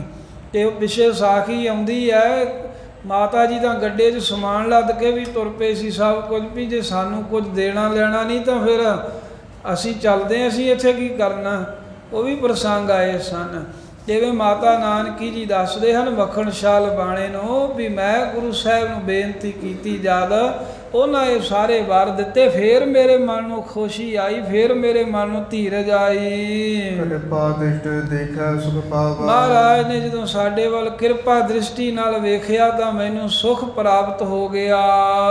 ਮਮ ਸੁਤ ਪਿਤ ਕੋ ਜੋ ਵਸ ਬੈਨ। ਤੇ ਮੱਖਣ ਸ਼ਾਹ ਜੀ, ਮੇਰੇ ਪਿਤਾ, ਮੇਰੇ ਪਤੀ ਗੁਰੂ ਹਰਗੋਬਿੰਦ ਸਾਹਿਬ ਨੇ ਜੋ ਐਸੇ ਬਚਨ ਕਹੇ ਸਨ ਮੇਰੇ ਤਾਈਂ, ਪਰਮੋ ਪ੍ਰੀਤੀਸ਼ਨ ਮੈਂ ਦਿਨ ਰਹਿਨ। ਮੈਂ ਤਾਂ ਰਾਤ ਦਿਨ ਹੀ ਕਹਿੰਦੇ ਵੀ ਕਰੋ ਪ੍ਰਤੀਸ਼ਨ, ਮੈਂ ਦਿਨ ਰਹਿਣ, ਰਾਤ ਦਿਨ ਕਹਿੰਦੇ ਵੀ ਮੈਂ ਉਹ ਉਡੀਕ ਹੀ ਕਰਦੀ ਰਹੀ ਵੀ ਉਹ ਕਦੋਂ ਸਮਾਂ ਆਊਗਾ ਜਦੋਂ ਮੇਰੇ ਪੁੱਤਰ ਨੂੰ ਸਭ ਆ ਕੇ ਝੁਕਣਗੇ। ਆਪ ਸਾਚਾ ਸੋ ਹੋਵਨ ਲੱਗਾ। ਤੇ ਆ ਹੁਣ ਜਦੋਂ ਦਾ ਤੂੰ ਆਇਆ ਹੈ ਉਹ ਬਚਨ ਗੁਰੂ ਹਰਗੋਬਿੰਦ ਸਾਹਿਬ ਮਹਾਰਾਜ ਦਾ ਸੱਚਾ ਹੋਣ ਲੱਗਾ ਹੈ ਵੀ ਇਹ ਪ੍ਰਗਟ ਹੋ ਗਏ ਨੇ। ਗੁਰੂ ਇਹਨਾਂ ਨੂੰ ਬਣਾਤਾ। ਗੁਰੂ ਹਰਕ੍ਰਿਸ਼ਨ ਸਾਹਿਬ ਵੀ ਗੁਰਿਆਈ ਦੇ ਗਏ ਹਨ। ਓ ਮੋਹ ਸੁਤ ਦਿਜ ਬੈਰਾਗਾ। ਪਰ ਫੇਰ ਵੀ ਮਾਤਾ ਨਾਨਕੀ ਜੀ ਕਹਿੰਦੇ ਮੱਖਣ ਸ਼ਾਹ ਜੀ ਵੇਖੋ ਹੁਣ ਆਪਾਂ ਕਰ ਕੀ ਸਕਦੇ ਆਂ। ਗੁਰਾਂ ਦਾ ਬਚਨ ਤਾਂ ਸੱਚਾ ਹੋਣ ਤੇ ਆ ਹੀ ਗਿਆ ਹੈ, ਇਹਨਾਂ ਨੂੰ ਪ੍ਰਗਟ ਵੀ ਤੂੰ ਕਰ ਹੀ ਦਿੱਤਾ। ਪਰ ਫਿਰ ਵੀ ਮੇਰੇ ਪੁੱਤਰ ਇਹ ਜੋ ਸ੍ਰੀ ਤੇਗ ਬਹਾਦਰ ਸਾਹਿਬ ਇਹ ਤਾਂ ਵੈਰਾਗ ਹੀ ਦ੍ਰਿੜ ਕਰੀ ਬੈਠੇ ਆ। ਇਹ ਤਾਂ ਕਿਸੇ ਪਦਾਰਥ ਨਾਲ ਮੋਹ ਜਾਈ ਨਹੀਂ ਕਰ ਰਹੇ।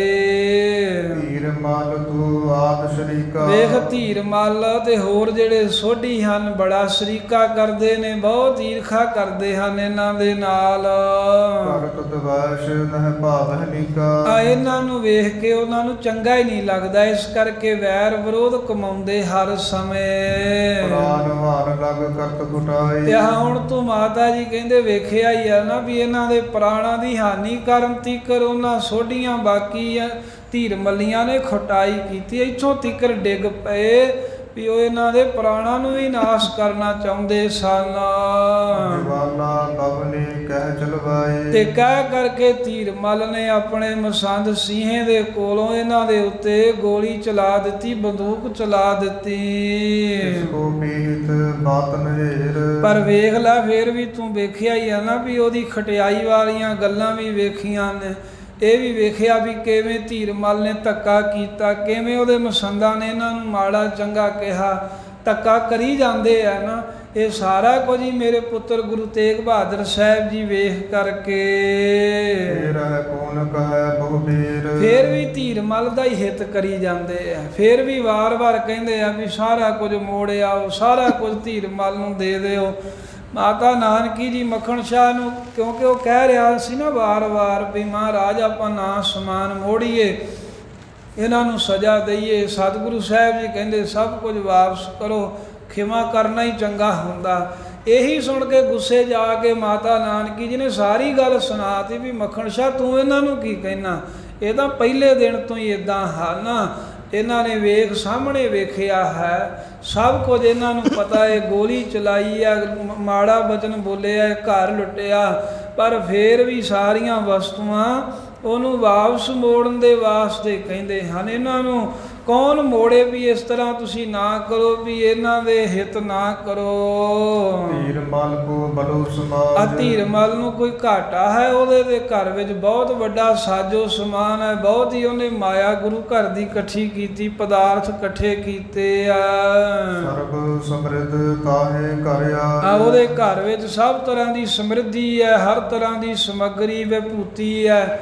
ਇਹ ਤਾਂ ਕਰਤਾਰਪੁਰ ਜਾ ਕੇ ਵੇਖੋ ਸਭ ਚੀਜ਼ਾਂ ਉਹਨੇ ਘਰ ਦੀਆਂ ਬਣਾਈਆਂ ਹਨ। ਅਮਰੋ ਜੇਤਕ ਆਹੇ ਗੁਜ਼ਾਰਾ। ਤੇ ਸਾਡਾ ਤੇ ਆ ਜਿੰਨਾ ਕੁ ਗੁਜ਼ਾਰਾ ਚੱਲਦਾ ਇੰਨਾ ਕੀ ਹੈ ਨਾ, ਜੋ ਕੁਝ ਵੀ ਆਈ ਚਲਾਈ ਹੈ।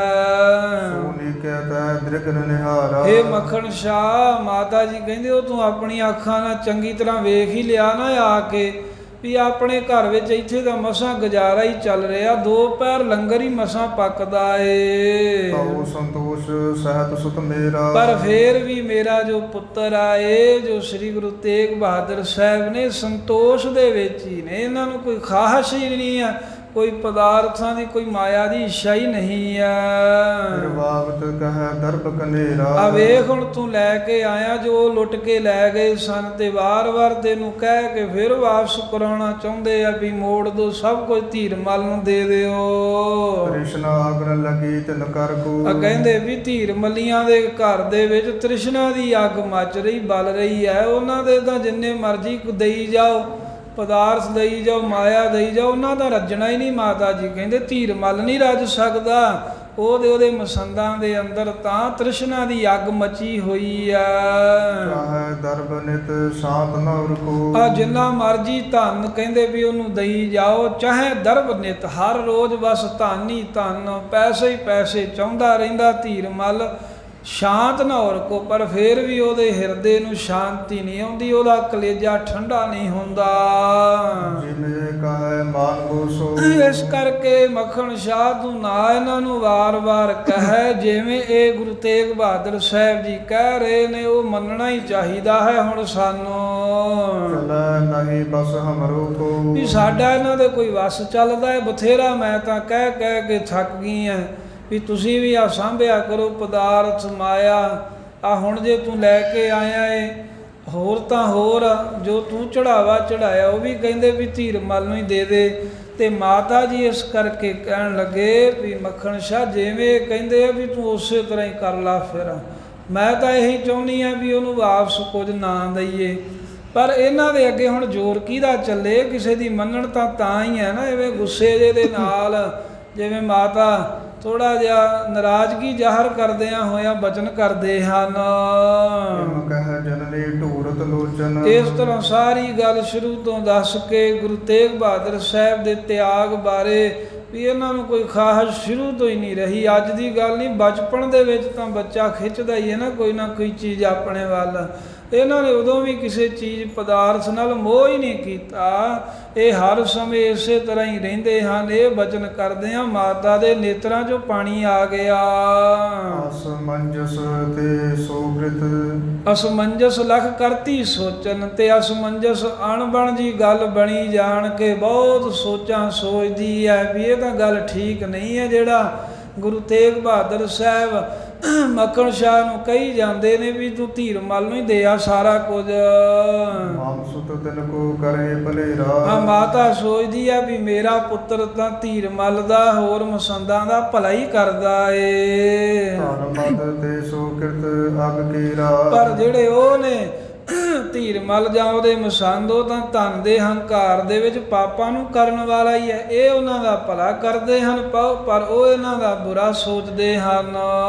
ਭੂਸ਼ਣ ਜਨਨੀ ਨੇ ਤਪਠਾਨਾ। ਇਹਦਾ ਭਜਨ ਬਲਾਸ ਕਰਕੇ ਜਦੋਂ ਮਾਤਾ ਨਾਨਕੀ ਜੀ ਫਿਰ ਚੁੱਪ ਹੀ ਹੋ ਗਏ, ਫੇਰ ਨਾ ਕੁਝ ਬੋਲੇ। ਮਾਮਸੁਤ ਬਚਿਓ ਇਹੀ ਬਟ ਜਾ। ਇਹੀ ਹੌਕਾ ਜਿਹਾ ਲੈ ਕੇ ਸ਼ੁਕਰ ਕਰ ਲਿਆ ਮਾਤਾ ਨੇ ਵੀ ਚਲੋ ਖਾਏ ਖਸਮਾਂ ਨੂੰ ਧਨ ਪਦਾਰਥ ਨਹੀਂ ਆਉਂਦੇ ਤਾਂ ਨਾ ਆਉਣ, ਮੇਰਾ ਪੋਤੀ ਬਚ ਗਿਆ, ਇਹਦੀ ਜ਼ਿੰਦਗੀ ਬਚ ਗਈ, ਜਾਨ ਰਹਿ ਗਈ, ਅੱਖਾਂ ਦੇ ਸਾਹਮਣੇ ਬੈਠਾ, ਇੰਨੇ ਨਾਲ ਹੀ ਮੈਂ ਸੰਤੋਸ਼ ਕਰ ਲਵਾਂਗੀ। ਮੈਂ ਬੋਲਤ ਸੁਣਤੇ ਗੁਰੂ ਧਾਮਾ। ਇਸ ਤਰ੍ਹਾਂ ਸਾਧ ਸੰਗਤ ਬੋਲਦਿਆਂ ਸੁਣਦਿਆਂ ਐਵੇਂ ਬੋਲਤ ਸੁਣਤੇ ਗੁਰੂ ਧਾਮਾ। ਮਾਤਾ ਨਾਨਕੀ ਜੀ ਬੋਲਦੇ ਰਹੇ ਗੁਰੂ ਘਰ ਦੇ ਵਿੱਚ। ਮੱਖਣ ਸ਼ਾਹ ਲਬਾਣਾ ਸੁਣਦਾ ਰਿਹਾ। ਫਿਰ ਮੱਖਣ ਸ਼ਾਹ ਕੁਝ ਪੁੱਛਦਾ ਏ ਤੇ ਮਾਤਾ ਜੀ ਦੱਸਦੇ ਰਹੇ ਵੇ ਗੁਰੂ ਘਰ ਦੇ ਵਿੱਚ ਬਚਨ ਬਲਾਸ ਕਰਦੇ ਆ। ਇੱਕ ਪਹਿਰ ਰਾਤ ਸਾਧ ਸੰਗਤ ਜੀ ਬਤੀਤ ਹੋ ਗਈ, ਜਿਸ ਦਿਨ ਗੁਰੂ ਤੇਗ ਬਹਾਦਰ ਸਾਹਿਬ ਮਹਾਰਾਜ ਪ੍ਰਗਟ ਹੋਏ ਹਨ। ਉਸ ਦਿਨ ਦੀ ਫਿਰ ਰਾਤ ਪਹਿਰ ਤੱਕ ਗੁਜ਼ਰ ਗਈ। ਇਹਦੇ ਸਮੇਂ ਦੇ ਵਿੱਚ ਹੀ ਸੰਗਤ ਨੂੰ ਦਰਸ਼ਨ ਵੀ ਦੇ ਦਿੱਤੇ ਨੇ। 2 ਵਾਰ ਮਹਾਰਾਜ ਤੇ ਗੋਲੀ ਵੀ ਚੱਲੀ ਆ। ਡੇਰਾ ਲੁੱਟ ਕੇ ਧੀਰ ਮੱਲੀਏ ਲੈ ਗਏ, ਮੱਖਣ ਸ਼ਾਹ ਉਹਨਾਂ ਦਾ ਲੁੱਟ ਲੈ ਆਇਆ। ਹੁਣ ਮਹਾਰਾਜ ਸਾਹਿਬ ਉਹਨੂੰ ਉਪਦੇਸ਼ ਦੇ ਕੇ ਸਭ ਕੁਝ ਵਾਪਸ ਕਰਨ ਵਾਸਤੇ ਕਹਿ ਰਹੇ ਹਨ ਵੀ ਸਾਰਾ ਕੁਝ ਹੀ ਹੈ ਪੁੱਤਰ, ਤੂੰ ਵਾਪਸ। ਮਹਾਰਾਜ ਕਹਿੰਦੇ ਹੈ ਮੱਖਣ ਸ਼ਾਹ ਤੂੰ ਵਾਪਸ ਹੀ ਕਰ ਦੇ। ਤੇ ਇੱਦਾਂ ਕਹਿੰਦਿਆਂ ਸੁਣਦਿਆਂ ਸਾਧ ਸੰਗਤ ਜੀ ਇੱਕ ਪਹਿਰ ਰਾਤ ਗੁਜ਼ਰ ਗਈ ਹੈ। ਮਾਤਾ ਨਾਨਕੀ ਜੀ ਨੇ ਵੀ ਉਦੋਂ ਕਿਹਾ ਸੀ ਇੱਕ ਵਾਰ ਵੀ ਪੁੱਤਰ ਜੀ ਤੁਹਾਨੂੰ ਧਨ ਦੀ ਭੁੱਖਾ ਹੀ ਚਾਹਨਾ ਨਹੀਂ ਹੈ। ਤਾਂ ਉਦੋਂ ਮਹਾਰਾਜ ਨੇ ਬਸੰਤ ਰੁੱਤ ਸੀ ਨਾ, ਜਿੱਦਣ ਮਹਾਰਾਜ ਪ੍ਰਗਟ ਹੋਏ ਤੇ ਬਸੰਤ ਰੁੱਤ ਸੀ, ਤਾਂ ਬਸੰਤ ਰੁੱਤ ਜਾਣ ਕਰਕੇ ਗੁਰੂ ਤੇਗ ਬਹਾਦਰ ਸਾਹਿਬ ਮਹਾਰਾਜ ਜੀ ਨੇ ਬਸੰਤ ਰਾਗ ਦੇ ਵਿੱਚ ਸਾਧ ਸੰਗਤ ਜੀ ਪਾਵਨ ਸ਼ਬਦ ਆਪਣੇ ਮੁਖਾਰਬਿੰਦ ਤੋਂ ਉਚਾਰਨ ਕੀਤਾ ਸੀ। ਬਸੰਤ ਮਹੱਲਾ ਨਾਵਾਂ ਮਾਈ ਮੈਂ ਧਨ ਪਾਇਓ ਹਰ ਨਾਮ। ਵੀ ਹੇ ਮਾਤਾ ਜੀ, ਹੇ ਮਾਤਾ ਨਾਨਕੀ, ਹੇ ਮੇਰੀ ਜਨਨੀ, ਮੈਨੂੰ ਇਸ ਧਨ ਦੀ ਖਾਹਸ਼ ਤਾਂ ਨਹੀਂ ਰਹਿ ਗਈ ਕਿਉਂਕਿ ਮੈਂ ਹਰੀ ਦਾ ਨਾਮ ਰੂਪੀ ਧਨ ਪ੍ਰਾਪਤ ਕਰ ਲਿਆ। ਇਹ ਜੋ ਸਾਰਾ ਸ਼ਬਦ ਮਹਾਰਾਜ ਨੇ ਉਚਾਰਿਆ, ਇਹ ਸ਼ਬਦ ਵੀ ਆਪਾਂ ਆਉਣ ਵਾਲੇ ਸਮੇਂ ਦੇ ਵਿੱਚ ਜਿਹੜੇ ਨਵੇਂ ਪ੍ਰਸੰਗ ਆਰੰਭ ਹੋਣਗੇ ਉਹਦੇ ਨਾਲ ਹੀ ਵਿਚਾਰ ਕਰਾਂਗੇ, ਕਿਉਂ ਪ੍ਰਕਰਣ ਦੇ ਵਿੱਚ ਸਾਰਾ ਵੈਰਾਗਮਈ ਉਪਦੇਸ਼ ਹੈ। ਮੋਹ ਮਾਇਆ ਵੱਲੋਂ ਵੈਰਾਗ ਮਹਾਰਾਜ ਨੇ ਦ੍ਰਿੜ ਕਰਾਇਆ ਮੱਖਣ ਸ਼ਾਹ ਲਬਾਣੇ ਨੂੰ, ਤੇ ਉਹਦੇ ਨਾਲ ਜੋ ਸਤਿਗੁਰਾਂ ਬਸੰਤ ਰਾਗ ਵਿੱਚ ਸ਼ਬਦ ਉਚਾਰਿਆ ਉਹ ਵੀ ਆਪਾਂ ਸਰਵਣ ਕਰ ਲਵਾਂਗੇ। ਹੁਣ ਇਤਿਹਾਸ ਦੀ ਵਿਚਾਰ ਕਰਦੇ ਹਾਂ, ਇੱਥੇ ਹੀ ਹੁਣ ਸਮਾਪਤੀ ਹੈ।